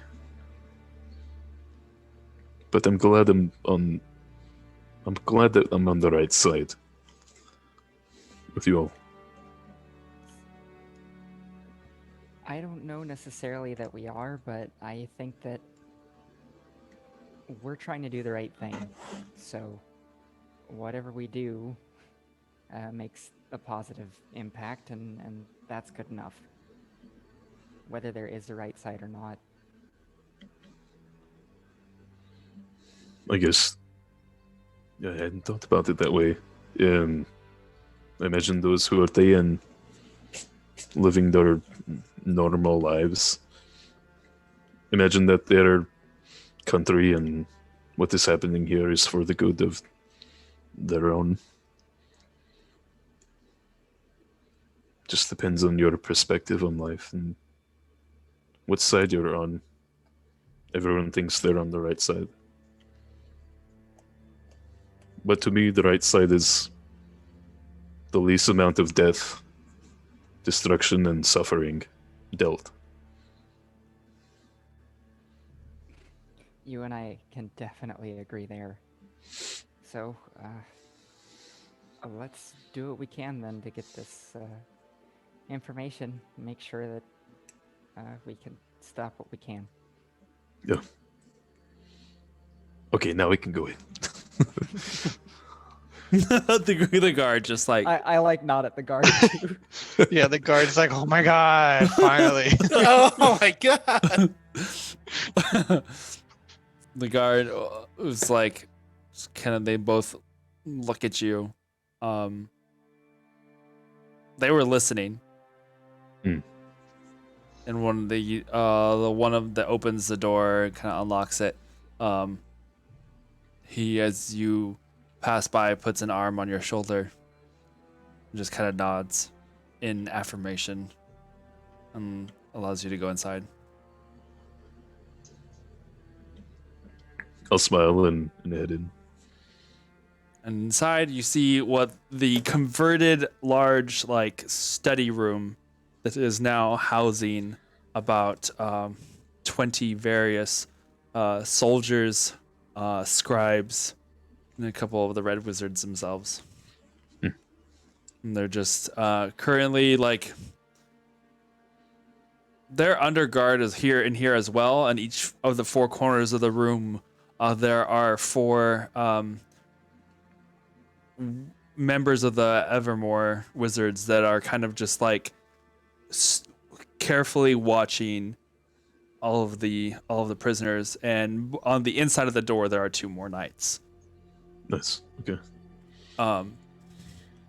You can see one of the knights on the inside looks over at you and Iskra and just kind of gives you like a questioning look of just like, what is... I'll go up to them. We're here to see if we can get any information. Not gonna whisper it. Any information on the portal that these stains are coming out of. Is there anyone who seems like they would talk? Well, there is he kind of nods over to one particular group. One of the there are some of the scribes, and you can see one of them has his head like half shaved in the way of one of the red wizards. He's got the tattoos along the side of his head, and they're just kind of watching your exchange going back and forth. He kind of nods in that direction. Of all of the ones that are here now, they are the ones that strike me as the most suspicious, and thus probably the ones who know the most. Okay. If my senses are correct, which they usually are. I believe you. Okay. Thank you. Be careful.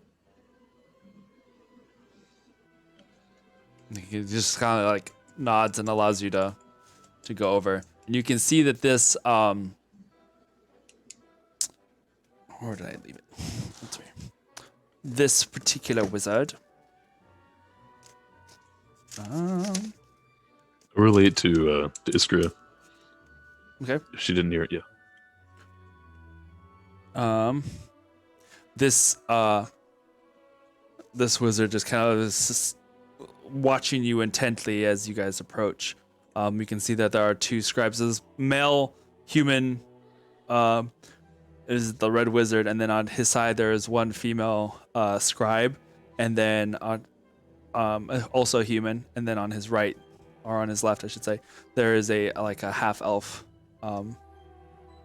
man that looks like more of the scribes that you guys had seen that were scurrying about the vault of sages. But all three of them have their hands like bound in like where their fingers can't move, so it's almost like wrapped mummy binding of their hands, and then those are like bound together. Okay.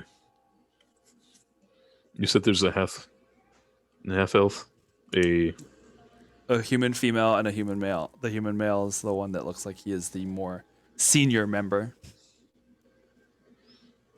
Okay. Let's start with the half elf. Okay.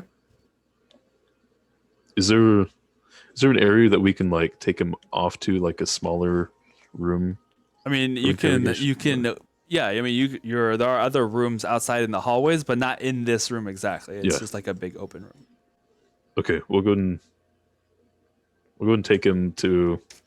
Yeah, we'll escort him out to like a smaller room then. Okay. And bring a guard with us.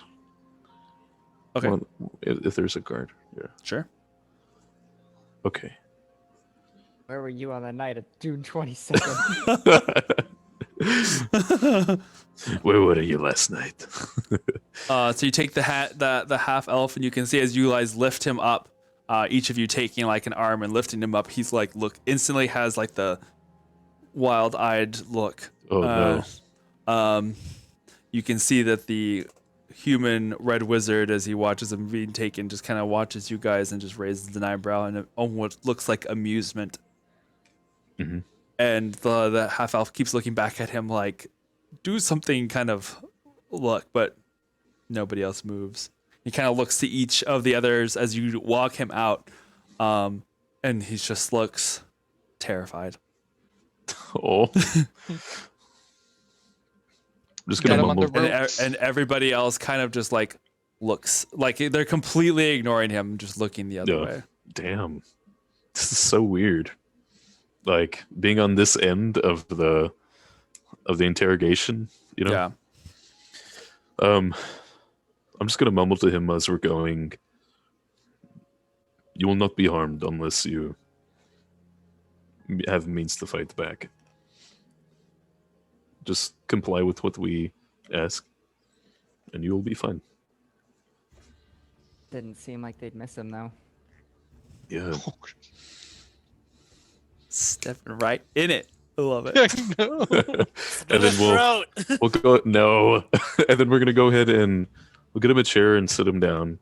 So you find another one of the studies, like kind of across the hall. It's a smaller study. It has a smaller like table there in the center with like bookshelves that look lined with encyclopedias and, almost like a little library study room kind of thing.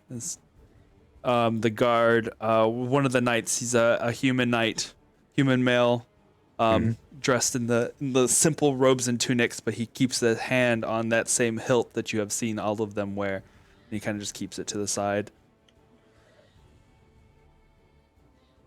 But Okay. you set him down, and he has like a gag around his mouth, or just like a covering. It's like a bandana that kind of covers his mouth. Yeah. Before I'm gonna grab the bandana and say, if you try anything, you will be struck down, and we don't want that to happen now. So please do not cast any magic, and don't get any ideas. You can see him swallow, visibly, just like, Gulp. yeah. Do you want something to eat? Did you remove the bandana? I'll let him like yes or no. Oh. He just shakes his head. No? No. You want something to drink? Okay. I'm gonna remove the bandana. Anything happen? No, he just looks. He's still. You can see his face of just like. You almost swear he could probably be wetting himself. He is that close to just like being terrified. Okay. I'm gonna Ask him lean if over he- onto the table. Yeah. Yep. Good cop, bad cop. Ask him if he remembers the 21st night of September. Oh my god. God damn it. Maria. Do you remember? No! That night! Anything but that night! There was a big storm of earth, wind, and fire. Oh, my God. no, you did not. No, you did not. All right. Anyway, Okay, right. Okay. Okay. Lean over on the table. Like, My name is oh yeah, go. like, this is already going well. so how'd you get involved in this anyway? This mess. What's your name? Sila? Sila. No, Yes. Sila. How do you spell that? Sila. Am I gonna die? Probably. You shouldn't. Okay. Thank you, Sila. My name also starts with an S. The Sonder. Okay. This is Iskra. Hi. What I did thought you you do? were gonna say her name starts with an I. This turned into an episode of Sesame Street. We I'm are sorry, in I a couldn't help it. room. By the letter S. Sila, what did you do and before? cabbages. Like, S as in soup. Oh no. Would you like another S? I have soup. If you Okay. Sila, what did you do before the attack? I was here to research things, trying to find information to see what the vault had. What is the name of the group that you came with? I was part of the scribes of the Red Wizards. I see. So you are a scribe. Yeah. Yes. I'm just an Alakir. What does that mean? A novice. We noticed there is a elder man in the same group as you, a human. Who is he? His name's Caius. Caius? He is not an Alokir. No. What is his title? He he just kind of like gets all very nervous. Will you get in trouble if you let us know? Do you think they would kill you? Probably. He is one of the. He is a judge. A Traskir. Draskir? That's good. What are they in charge of? Judging things. He helps Brosgin Zeldahar run the city. Have you met a dragonborn woman by the name of Amaranth? Sure. She's the magister here, Right. or I assume she was the magister here. Okay. Were you the day that yesterday when the attacks happened? Were you given any directive? I was in the library reading. And then you had to get out? Things started to explode, and it's common practice. I'm not skilled at battle, so I took shelter. Okay.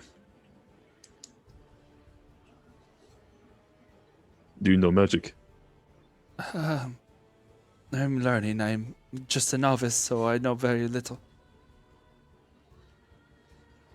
Can you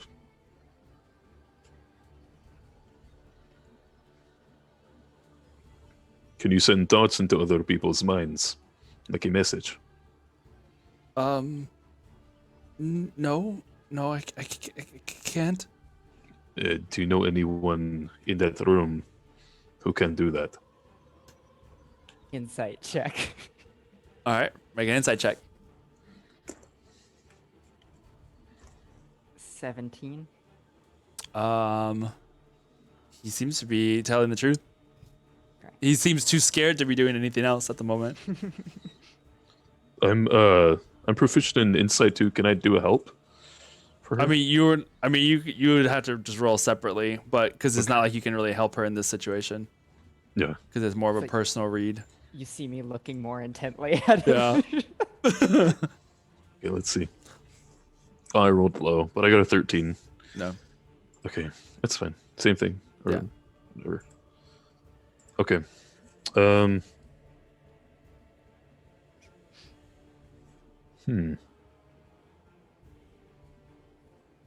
So listen, Sila.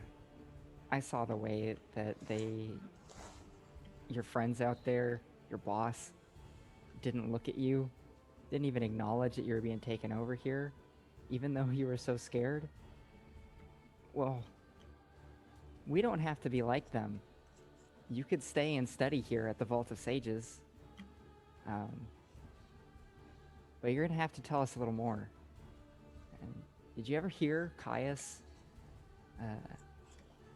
in conversations with anybody else and talking about anything of interest to the north? He swallows again. Make a persuasion check. Persuasion or intimidation. Right now, you seem to be going more towards persuasion than intimidating. Yeah. So I'll say persuasion. I'm persuaditating. Persuasion. Yeah, I'm kind of feeling the same. Yeah. Yes. Just vegetating. 17. 17. Mm-hmm.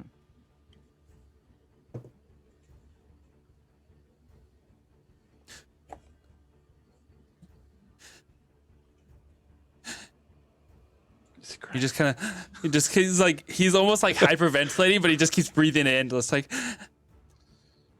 and just doesn't say anything. Sila, He's I'm gonna look at him. The way we see it, You have done no harm to anyone. You haven't killed anyone last night, and you weren't part of fighting back. A bystander and a scholar. So, someone like you could be of benefit on our side. And if you wanted to, you could join us. We would treat you well. And you wouldn't have to worry about being killed if Yeah. you talked. I turn around and face the other direction. He goes, or you could go back out there with those people who don't care about you at all and worry about what they think you told us. What if Mhm. I just went over there and casually mentioned how helpful you've been? How do you think they'd think about that? You just see After- like he starts like breathing faster. After you get out of here, what would they do? How long would you survive with them knowing that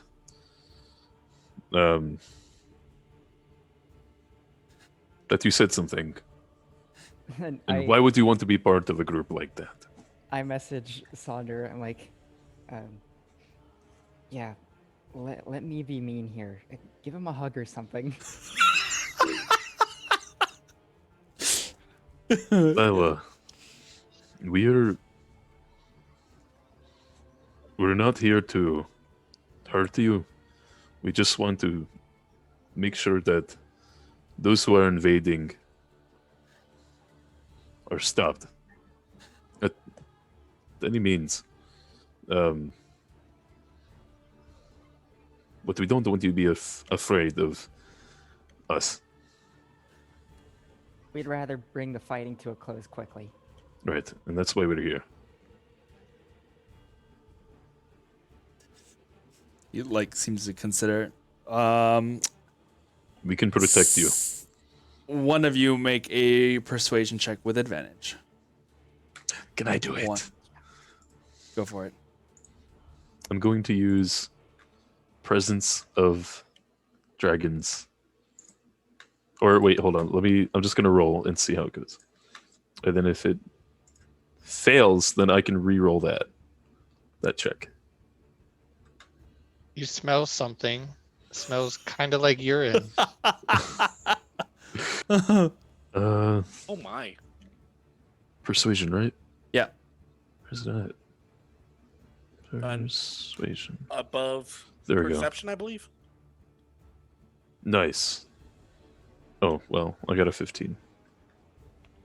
So before I say anything else, do you want to give it a boost or no? It was with Advantage. Use the advantage already. Let me see.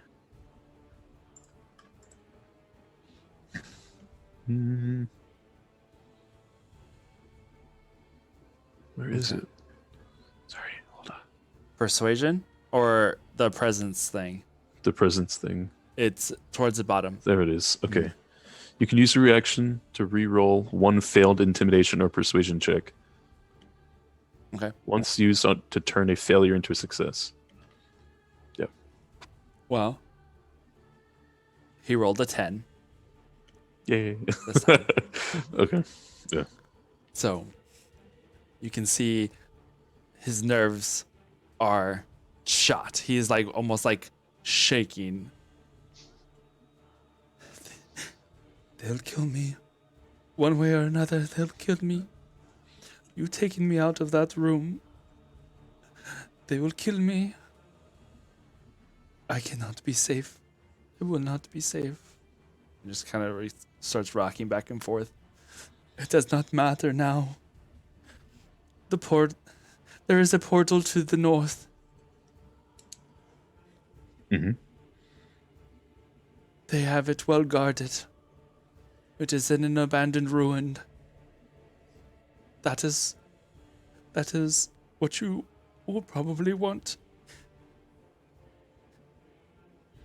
I just asked, don't put me back in that room. I would rather you kill me now. Then I will know that it is not going to be slow or painful, probably. And I won't have to constantly worry about them. I go and I put a hand on his shoulder, and I say, "We'll bring you up to a private room, and there you can think about if you have any information about how we might shut it down, that portal." I don't know. I don't know. I swear to you, I don't know. Do you know the name of this abandoned ruin? It doesn't matter. I never asked. They don't tell us. They just pushed us through. Before we're done here, you told us Caius's name. What about the woman? Lucia. What is her role? She is a scribe like me, but she is one of Caius's favorites.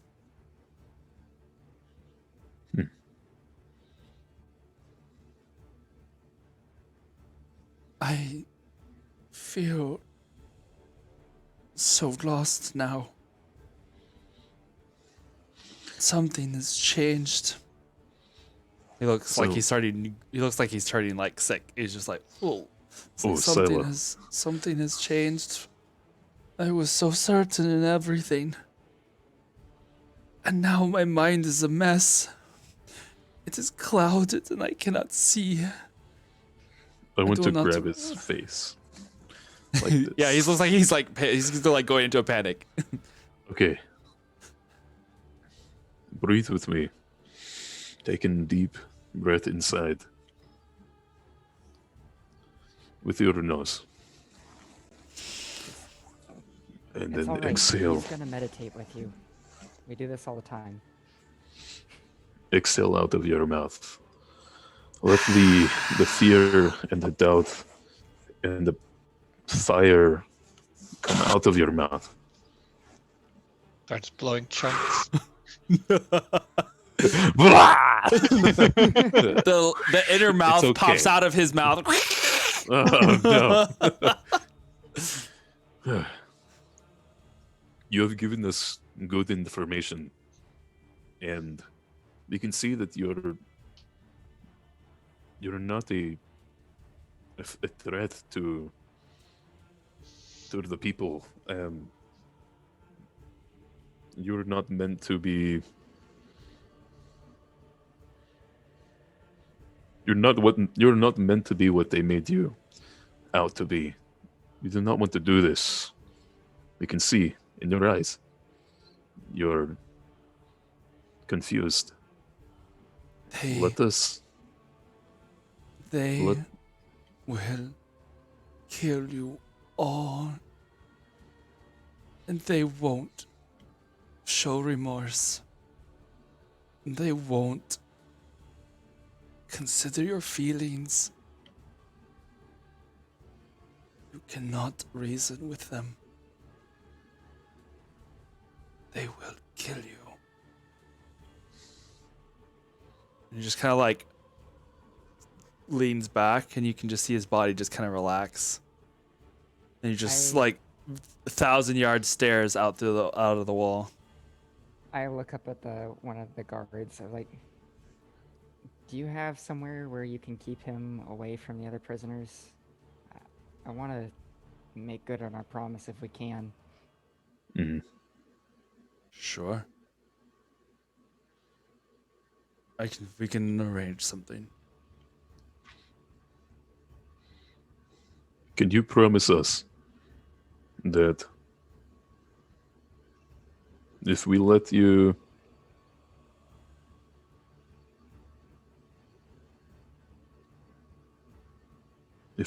free, and we will not put you back in that room, we will not let the Thayan Empire kill you You can join us. This rebellion that we are in. Change your fate. You decide what happens to you. And you can decide what happens to these people. You'd If you be know able the to continue evils. your access to the vault. Right. You can continue studying under the eye of no authority. He just stares through the wall. Wherever he is mentally now, he is not listening. Hmm. Or if he did, he is not reacting. I'll take him now. The guard comes over. Mm-hmm. And almost like a rag doll, just kind of like he's like lifted up from his seat and is just kind of escorted out. Meanwhile, Before we go, I look at Sodder like, I give ourselves a C plus on that Yeah. one. These people they're really, they've lost hope in themselves, in their spirit. It's just fear. It's only fear.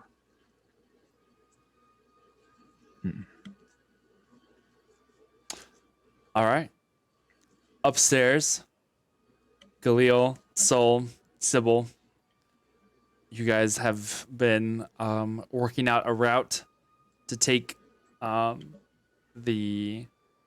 your little tracking crew to go with.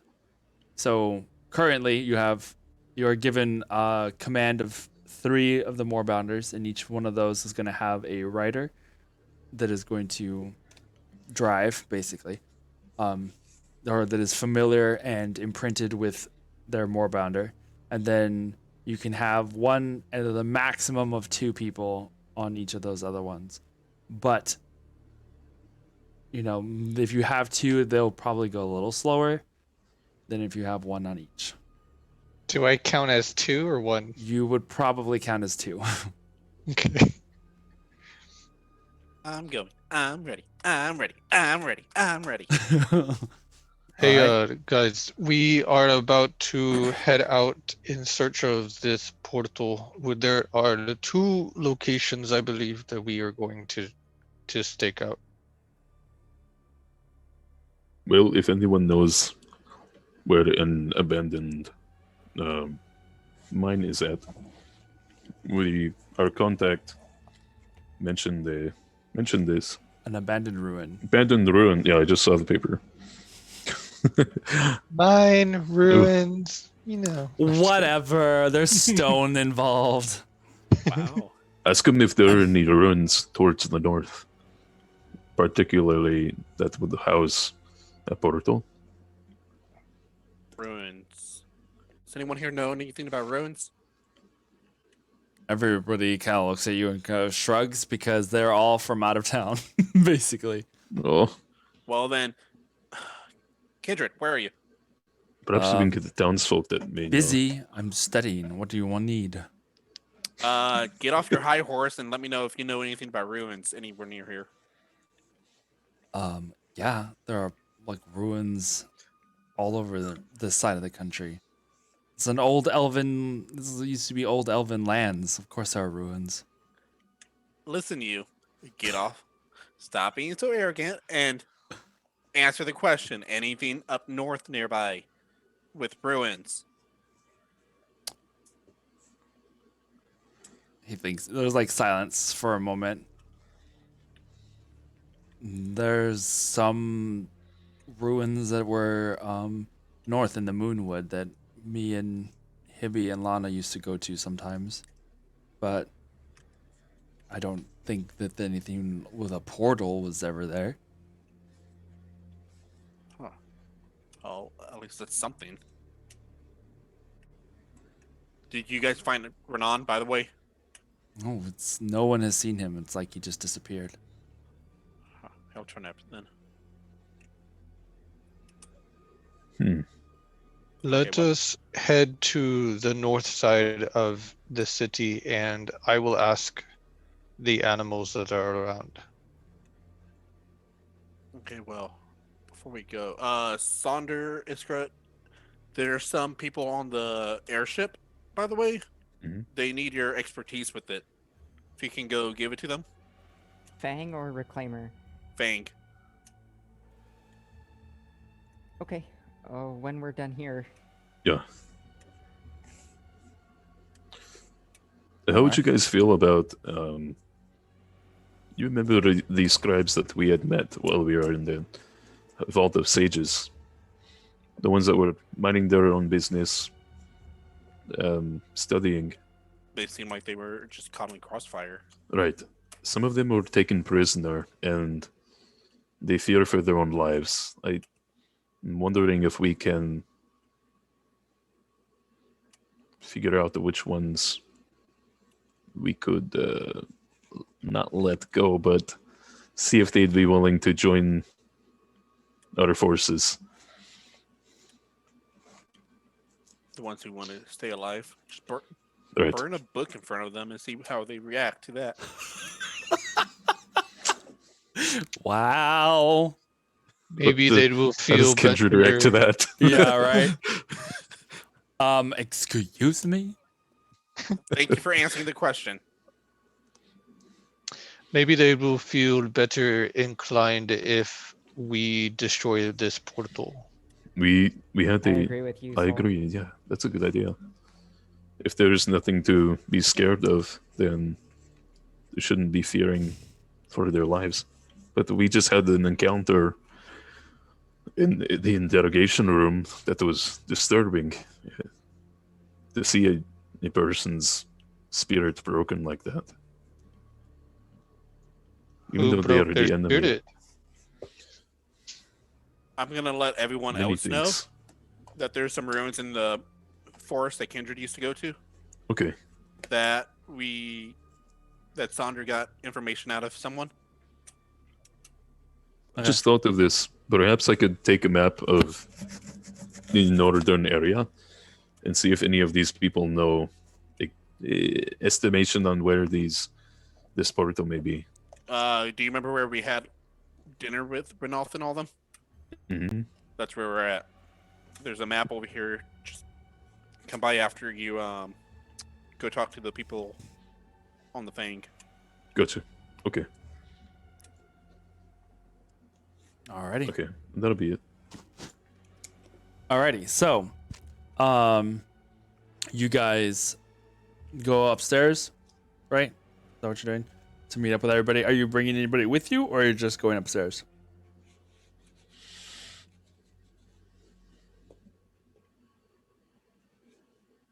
Sonder? Are you bringing anybody with you, or are you just going upstairs? Me? Yeah. Oh.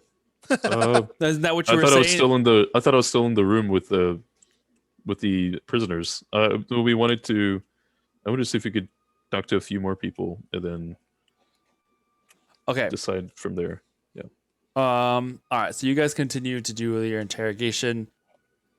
Sonder Galil, Sol Galil and Sybil, you guys go ahead and go downstairs to get to your moorbounders. Yes. Because time is of the essence, and the Thalu is wanting this the sooner the better, that you at least get out in the field before they're able to gather their forces once again. I would want to talk to just one more person, it being Caius. Okay. Yeah. And then from there, have gone out to meet with the others.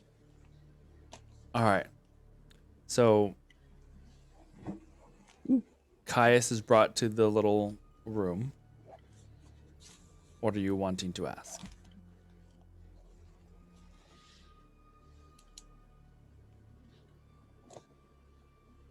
What is your name? Have you taken the thingy down? Hmm. Did you take the mouth? Uh,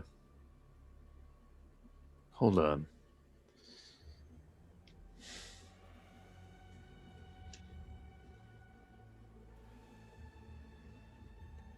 I want you to know that we will not harm you if you're worried about that. And if you comply with what we ask, you can be protected. If you think your people may kill you for speaking, He just stares at you. what kind of stare? Just Can I- staring at you. But yeah, we can make an insight check. Okay. The vibe that you got from him as you had taken him to the room or had him escorted over to this room was way different than that of Yeah. Sila. He walks with like his head held high, just proud as he walks to the other, or is like guided to the other room. He sits there staring at you.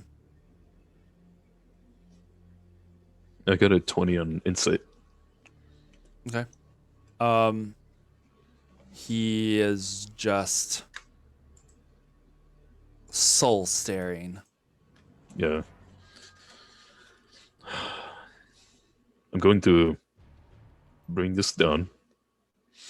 If you decide to use magic, Iskra here will go ahead and cancel that magic out. He's a very powerful person. So, I'm going to bring this down now, and I'll remove his mouthpiece, the tie. What is your name?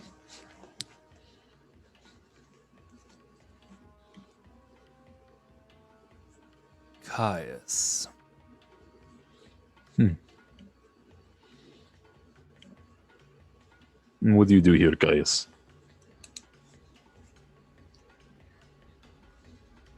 Is this relevant? Yes. We want to know what you did before the attack. What was your job? I was a judge here. I did what all judges do. Pass judgment.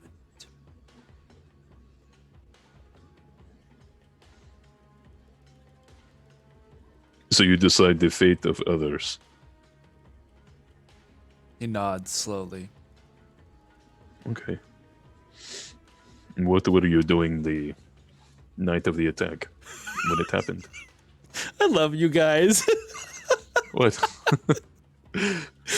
Done with you guys. I'm gonna Is do it some the- high girl shit. It's just so very like, what were you doing the night of September 21st? It's just like, the vibe is just so good. Like, I love it. It's sorry. Do you remember? All right. He looks over at you and just kind of raises an eyebrow. What difference does it make? I'm a All of the red. difference. I am a red wizard. Don't you know? This I know, but we have met other red wizards in the past that were not what they seemed. Not as you all are made out to be. And what exactly are we made out to be, I wonder? Simply the enemy. Or your enemy. If we are on opposite sides of these bindings, I would assume that would make us enemies, would it not? An enemy to me would be someone who has brought me harm, or has tried to bring me harm, or my friends. Release harm. me from these binds, and perhaps I can get your wish granted.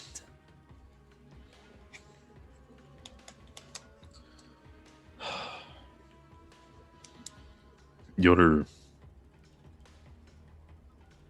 friend, I assume. Sila.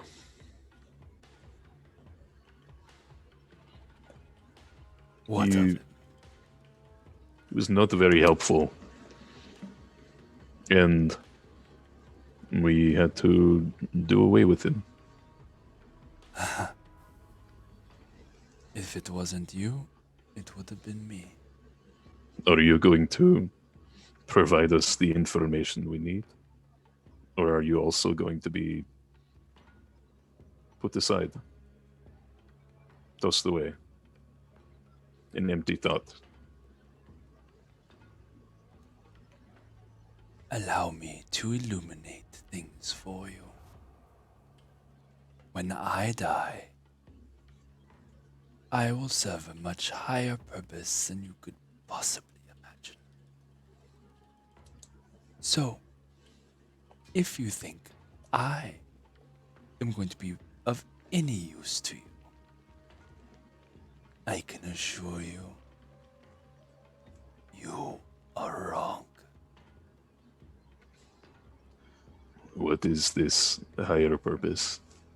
Would you serve when you die? You seem to not have any fear of it. So, who is this great and powerful master of yours? Kind of cocks his head to the side. Looks over at Iskra. Allow me to speak to someone who is potentially somewhat smarter and more wise to the ways of the world. These creatures of magic cannot be trusted. They will turn on you in an instant. I've seen his type. Those of magic origins. The water genasi are just as liquid as the fire are hot. Elements are made to be bent and serve our will. I would not put my faith in such a creature, especially as one as weak-willed as he is. Do me the favor. Kill me now. Allow me to rejoin my master's side. You will get nothing from me. He kind of leans back. Damn. Wow. What you mean, you people? Yeah, literally. I'm gonna go ahead and just not acknowledge him and leave the room for a minute.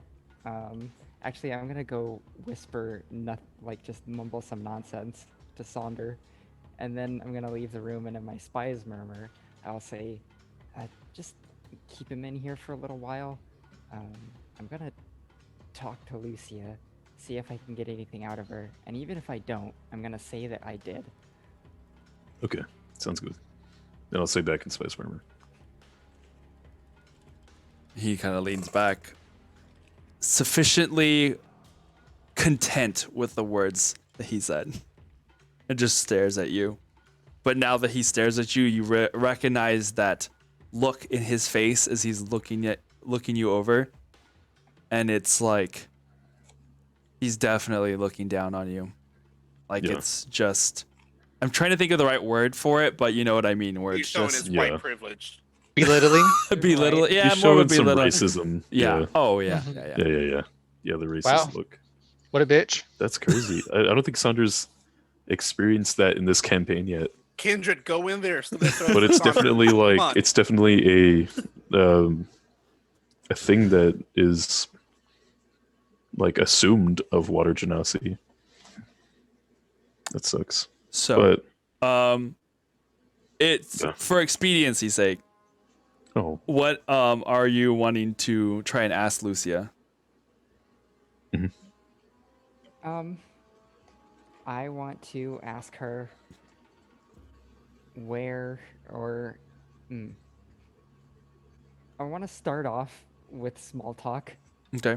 I know that Caius thinks highly of her, Mm-hmm. and I'm going to try to play on that a little bit. Okay. And then after that, depending on how responsive she is to it or not, the idea is to try to goad her into telling me how to shut down the portal. Okay. So, To prove it, basically, that Right. she's as good as Caius thinks she is. so for the small talk part, I would say go ahead and roll a persuasion check, and that'll kind of set the bar for Yeah, where since- how she's gonna react to you. I would roleplay it all out, but I am Yeah. taking a while, so. I'm just rolling 17s constantly tonight. It's really strange, but pretty cool. That's not bad. That's not bad. All right. So, she's quiet at first, but once you bring up Caius and his views of her, she does seem to like sit up a little more and straighten up. So, what would you like to ask her? Okay.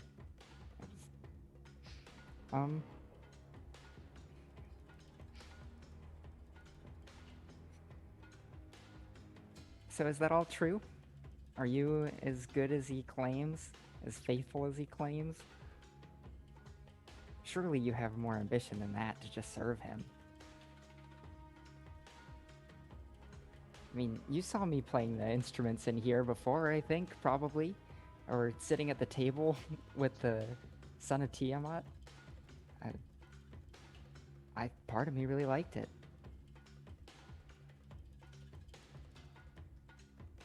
There is a way amongst the Red Wizards. And while we honor and respect those above our station, we are constantly trying to find a way to better ourselves, to bring ourselves up to their level. And sometimes that involves death. Ah. So we understand each other then. Now Possibly. listen.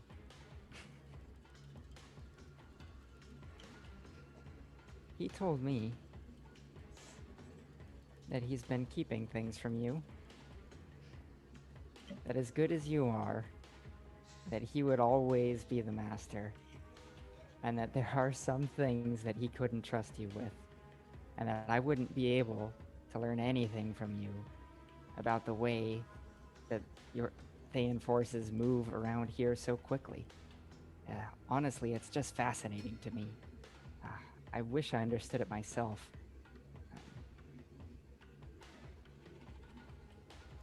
Roll a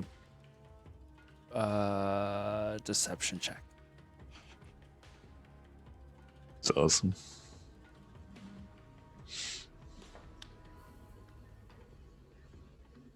No, that was shit.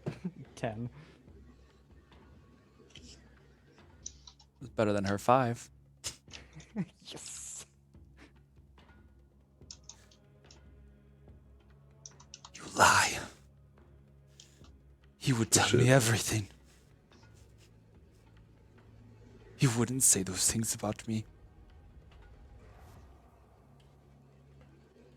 He would never say those things about me. We wouldn't be keeping him in that room for so long if he wasn't telling us things we wanted to know. He's a snake. Do not trust him.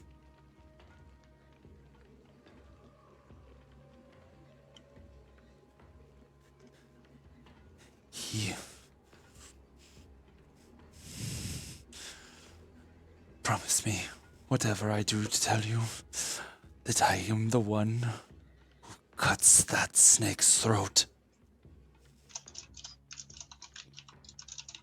I could potentially arrange that, but he's given us a lot of good runes and spells that are going to be able to shut down the portal. He thinks that we're too dumb to understand them. He knows nothing of the portal. Judges aren't even allowed to operate such things. How would he possibly know? He's lying to you. There must be something here in the vault that we can use. That you can use. I'm sure of it. I do not know, but perhaps I can help you find it. He is playing games with you the same way he has played games with me.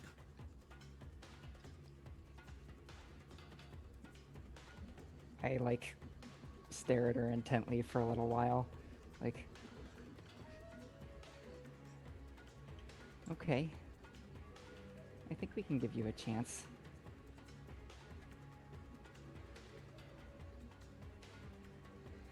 Let's see what you can find. I stand her up. And then her fingers are all wrapped up too, right? Yeah. But then also her arms, her hands are bound. It's yeah. Since you're willing to trust me a little, I'll trust you. Temporary basis. Just the binds.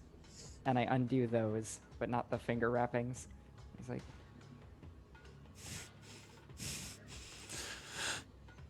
You won't regret this. But that snake will. And then I just ask her, where should we start? In the... do you know where, Amaranth or Broskin, do you know where their studies might be? Perhaps we might find something there. I message Sonder, we're gonna get what we need. I need you to help take me to Amaranth's study, though. Okay. All right. I'm going to step out of the room that has Caius in it for a moment. The guard looks over at you. Shall I take him back with the others? Keep him in here for just a second. And then I'll let 15 seconds pass. What did she tell you, Iskra? Boss has been lying to us about shutting down the portal, and then I message, just go with me on this. Yeah. He goes, Sunder, don't forget. Don't forget. Oh, yeah, to put it back. And of course, she hasn't taken so kindly to his choice words about her. Right. I can see if I can... So I want to give her a shot, but she needs to get access to Amaranth's study materials. Okay. I'm going to see if I can get anything out of him with that information. And then I'll meet you outside in just a second. All right. So, as you two start acquiring the information you need, Galil, Sybil, and Sol, you reach the makeshift stables outside of the Vault of Sages, where these large quadrupedal creatures are being kept. Sybil, you're already here we go. Kind of they're not as terrible, but you know that they are large, powerful, and slightly intimidating from the first time experience. Sol and Galil. Let's see. We'll go with as you guys are approaching these things, they did not lie. Probably the size of like a Clydesdale, huge, muscular frames. No long tail like you've seen on like tigers or anything like that. They have these short little nubbies on the back, but they have these large, almost like fish-eyed eyes on the side of their head. They kind of just like swivel and move around as they are standing there in their little each of their own corrals. You see that each of them have like these large, you almost imagine like a really giant black saber-tooth tiger, only it has these large eyes that instead of facing forward, more face like on the sides of their head, so it gives them more of a view behind and in front, making for what you would imagine being great predators. But they have these large tusks that kind of like curve outwards in strange angles instead of like coming up like normal like teeth, like saber tooths going down. These kind of curl up and around. But massive bodies, almost like, I guess more like lithe bears, I guess, and just that like large furry presence, but more just longer and bulkier, I guess. But they kind of just like prowl and they watch you cautiously as you guys approach. You have there with you the 3 riders. One is Bo. He's like this tall, lanky, country boy looking guy with like curly red hair. There's Kalesh is another. He is a half elf. That is with the third, and then Pierre is the second, and then the third one is Pierre.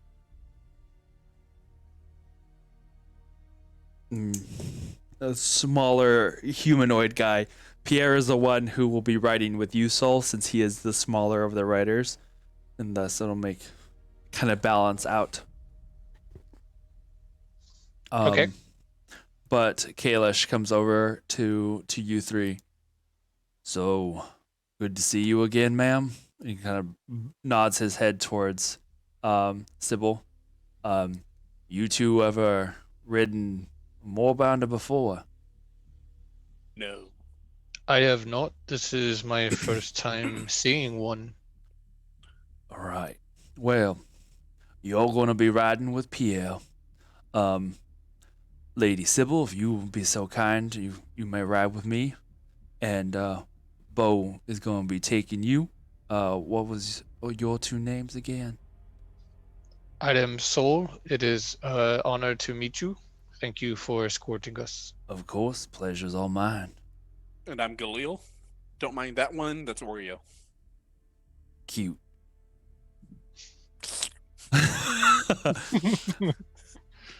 All right, a word of advice. Stay away from the front end as much as you can. While they are friendly, and we are bound to them as riders, they don't like people poking around their front ends. Makes them nervous. No sudden movements, and we'll be just fine. Would you mind if I did an animal handling check? Just so I want to be cautious to make sure I don't do anything. Sure. Just I want to be as accommodating as I can to this Sure. creature. For sure, I for sure. think we're gonna have to make a lot of them writing these. Gotta make an animal handling check. Okie dokie. 23. 23. All right. So, I mean, you seem to understand. You get the presents that they give you definitely feel like you're in the presence of one of those apex predator types. While not exactly domesticated is okay, you know the boundaries that you need to maintain with these kind of things.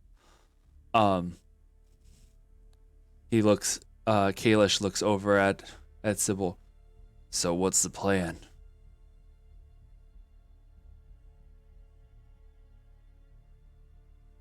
Need to travel northwest to the Moonwood to investigate further to look for this portal.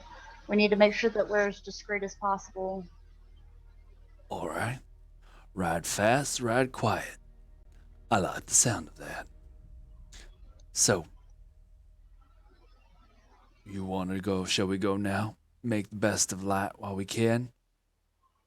Before we leave, I would like to grab some feed from the stable. I want to try to get some like animal feed, stick them in my pockets, both pockets, and then Animal feed if it for these things? no Oh, like just critters. random critters. Got it. If you don't mind, once we get closer to the north and outside of the city, I'd like to try to see if I could discern where exactly these ruins might be. Sure. We can get started. Cool. All right. All right. So, as you God damn it, Parrish. As you get to the mounts, you see that the riders climb on, and then they extend a hand to help you climb on as well. While they do have like harnessy kind of saddles, they're not like horse saddles by any means. They're this weird contraption that almost allows you to kind of lay forward on them a little bit. It's almost like riding a speed bike versus sitting on a bicycle. You know what I mean? Oh, So yeah. you're kind of more set to be hugging the body as they run versus like sitting straight up. So you are able to get yourself onto these creatures, and with a quick little whistle, they each like start taking off, and it's very much like those Lord of the Rings moments when they were on the wargs, you know, and it's just like, yeah, and they all start like galloping off on these crazy water panthers. Swamp panthers. Are they moist too? No, but they're very fine furred, so it's almost like horsehair, not maybe a little longer than horsehair. Yes. Oh my gosh, I do not miss brushing that. So they're not like super shaggy, but they do have, you know, Like otter that. hair. Something like that. Yeah, I guess probably that would make more sense considering they come from a wet environment. Dog horse. So you guys gallop away to the north. It's probably by this point in the day, it's probably about 2 or 3 in the afternoon, Oreo, keep because up. you slept in a little bit, considering you had a late night. So Sybil, since you were the last to go tracking out this way, and based on some of the information that you have been given so far, as the other two are still trying to get more details, as far as shutting the portal down specifically, you have 2 locations you are able to check out. You can either go the closest one is like the hills that are to the northeast of the city-ish. They're about a 25 mile ride out that direction, or head towards the forests to the northwest, and that's going to be a good 40 or so miles, 40 to 50 miles or so. What was the enemy traffic on both sides of that one?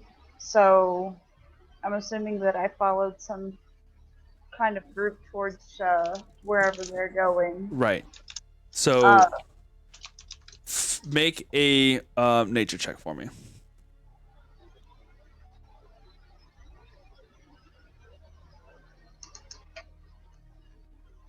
14. 14. Sorry, someone was asking about my dice tower, so I showed. Oh yeah, nice. 14. The ones that you had been tracking through the like small amounts of patched forest that are on the outside of the city, they went more in a northeasterly direction.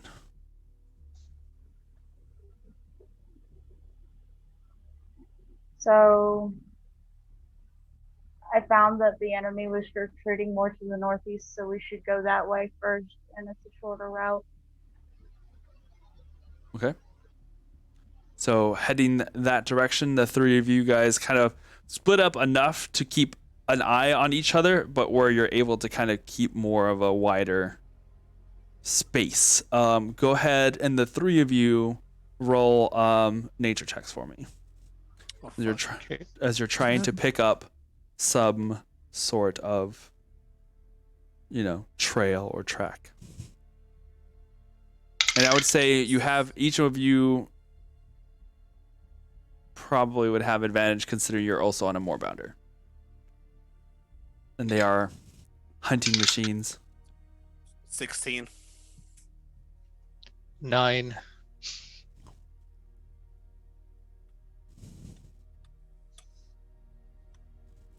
13. 13? All right.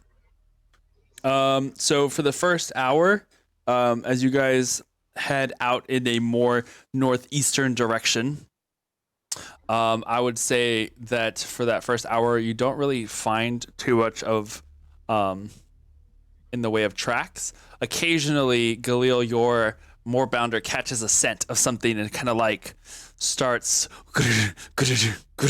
going through, cutting through underbrush and across like these little patches of open plain as you guys continue along in that direction.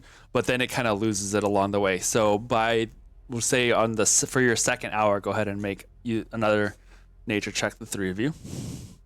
With advantage again? Yeah. Dirty 20.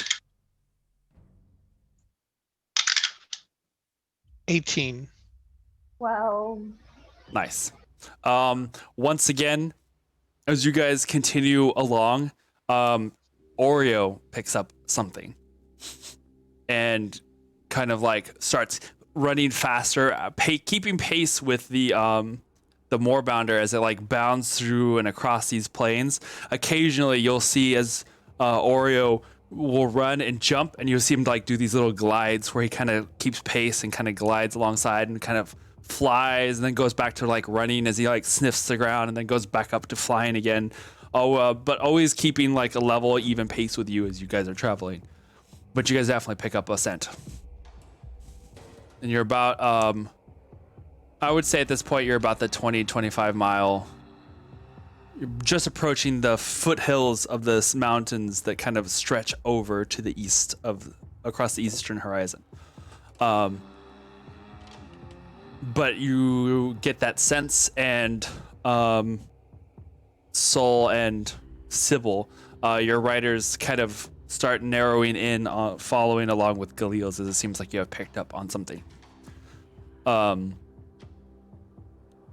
You guys continue on, and is now starting to push towards, like, the sun is starting to set, and the shadows are starting to grow. But you have reached the mountainous, like, foothills, and you can see kind of starting to billow slightly a small plume of smoke up ahead in the distance at the foot of some of these hills and like this sharp cliff that kind of goes up into the mountains. would I know whether or not that was where our airship was? No, you've already passed where the airship that you guys had. The one on your side was like 4 miles outside of the city, so that one was fine. So this would be something else entirely. Would you mind if we stopped?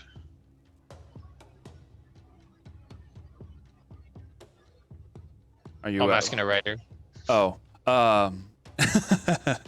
Pierre's like, sure. He kind of lets out a whistle, and the other two, you can see the ears of the Moorbinders kind of like perk up and listen, and they kind of like converge in together a single file, and they kind of come and are led to a small grove of trees, just like the last of the line of trees before this rocky hillsides and cliff faces start being more prevalent. Excuse me for a moment, please. And I'm gonna walk off a little bit into the woods, and then I'm gonna start kind of whistling and making noises to try to attract birds and animals and the critters. And I'm gonna have the feed, or I'm gonna get one pocket full of feed, have it in my hand. Pocket full of seed. I got a pocket full of seed. Wow. As a gay like man, please never sing that again. Or like in I hate you. King of the Hill, pocket sand, Pocket seed. seed. Yeah, pocket seed. All right, go for it. So once I get a little gathering here, I'm gonna do my speech of the woods, and also combine that with my speech of beast and leaf to communicate to the animals and the trees, but I mean mostly the animals and the birds. Offer them to feed and ask them if they can confirm basically what we're kind of looking for, like people maybe dressed like this, Okay. possibly even a large construction where things are coming in and out of, perhaps. Okay.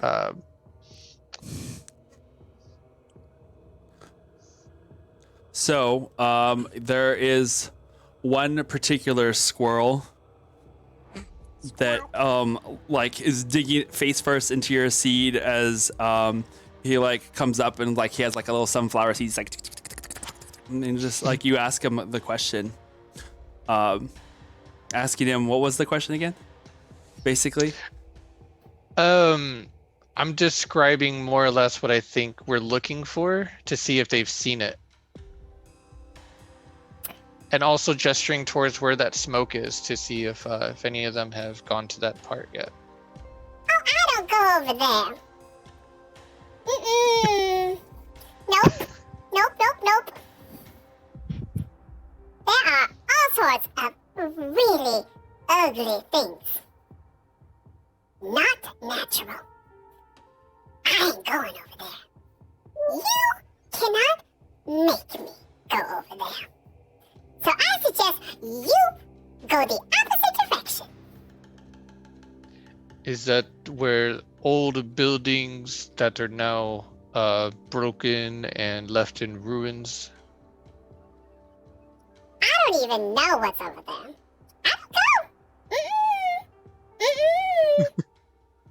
Good luck. And like right away, he just jumps off your hand and just like scampers off to the trees. What about any birds? Any of them? Everybody kind of confirms they generally stay away from that area. Okay.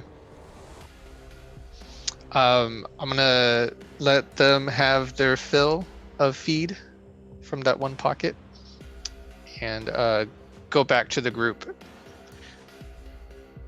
So it seems that the creatures, the animals here, they all avoid that area. They're talking about the same spot where the smoke was coming from, right? Mm-hmm.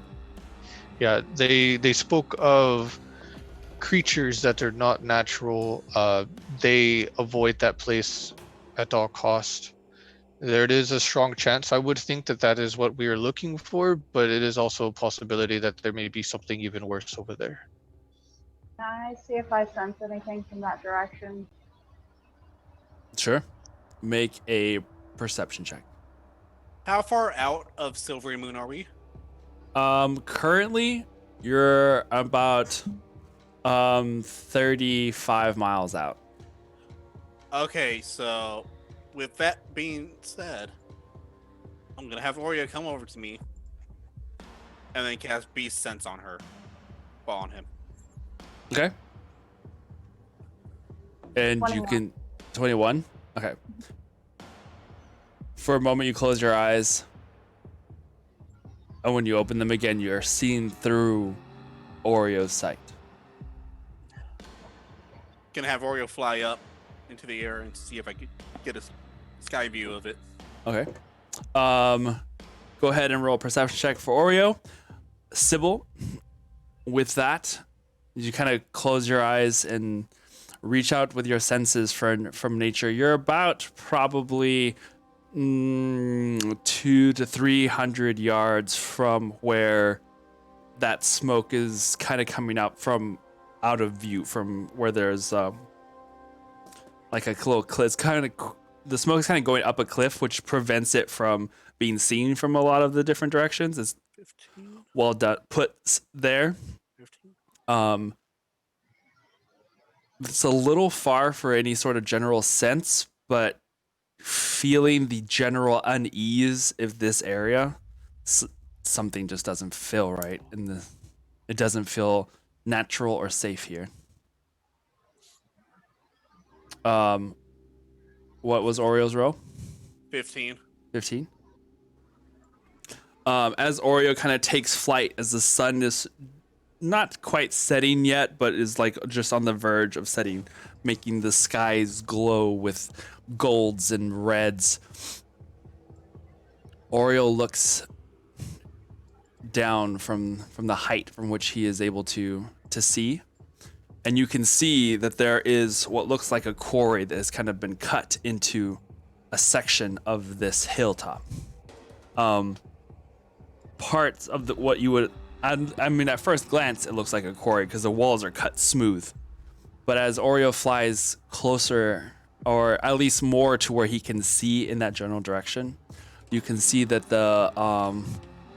some of the walls themselves have what look like cut doorways and windows in them.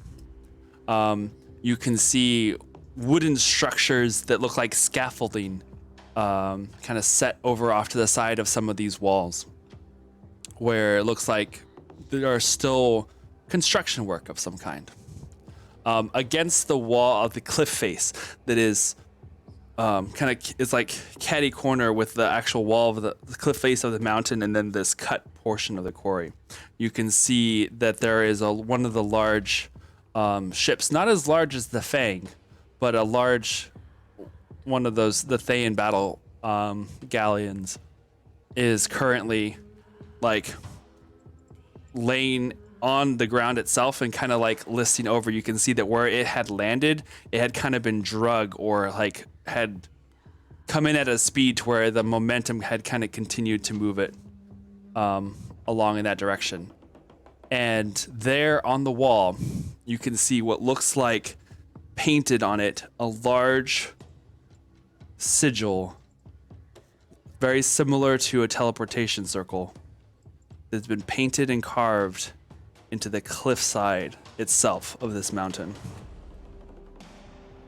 And laid out in front of it, probably a good 30 or 50 tents of various sizes. And you know you have definitely found the portal that Thayans have been using to shuttle in their armies to this section of Faerun. And with that, we will end for tonight. Aww. Dum da da dum. Yay! Well. What a wild ride this was today. We started off so wholesome with like pies and bathtubs and and music playing, and then we just went like straight down like the dark road of interrogation and the craziness that is the people within the Red Wizards. Thank you for joining us, Sybil. We're looking forward to hopefully having you back next week as we continue this little adventure and see where things go from here. Next episode, waterboarding.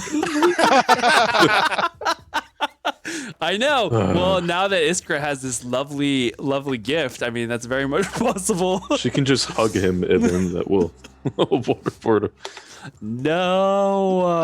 Oh yeah, and Oh my God. and onesies. Thank you, Texas, for sending me that. Does that mean that I can make Isker float if she is? Yeah, I was Water. wondering, could Sonder like use Pick you me up. to do magic? I don't know. Probably not, considering she's not water. She just has a watery form. Okay. So she's not necessarily like, she's like magic water, basically. Yeah. So she's Freeze got her and make her it's into like a ice. a pendant of aqueous form is what it's called. I'm thinking of like all the things that. Yeah, that'd be funny. So Can someone drink me? Wow. I don't know. I think that's D&D After Dark. Stay tuned after this. No. As Iskra she wanted to try and get into a, what's it called? The bag holding. So the next one is she's going to have like a Magic the School Bus. Let's go through the human body. Yes. Oh my Gonna God. have a water skin of holding. Oh my gosh. Ooh. Yeah, I mean, there. It's not exactly. I mean, it's just a pool of water. You become you can move. You still can take damage, so it's not like you're water. Oh. You know, because you can I still. can move through or enter other liquids. I can enter or occupy the space of another creature. So sounds like What? somebody can drink me. Yeah. Mhm. You can enter You can drown and someone. occupy the space of another person. Yeah, you can drown someone in yourself. What does Oh, that feel God. like? Just That would grapple probably them be and then there you horrible. go. don't know Yeah, if I would wanna imagine do because they're that. like breathing you in. You know. Yeah. So. Anyway, well, that was Shake pleasant. water. Pleasant thoughts. Thank you so much, guys, for sticking with us. And this crazy adventure. We had lots of fun. The squirrel says hello. Yeah. So does was this squirrel. Shoot the squirrel next time. Oh my god, I love it. All right, guys, have a good night. We'll see you next Thursday. Bye. Tuesday. Next Tuesday. Oh, did I say Bye, y'all. Thursday? Shit. Yeah, you I meant did. Tuesday. See you Oh my next gosh. Tuesday. See you next Tuesday. I know what day it is. Yep. Good night, guys. Thank y'all.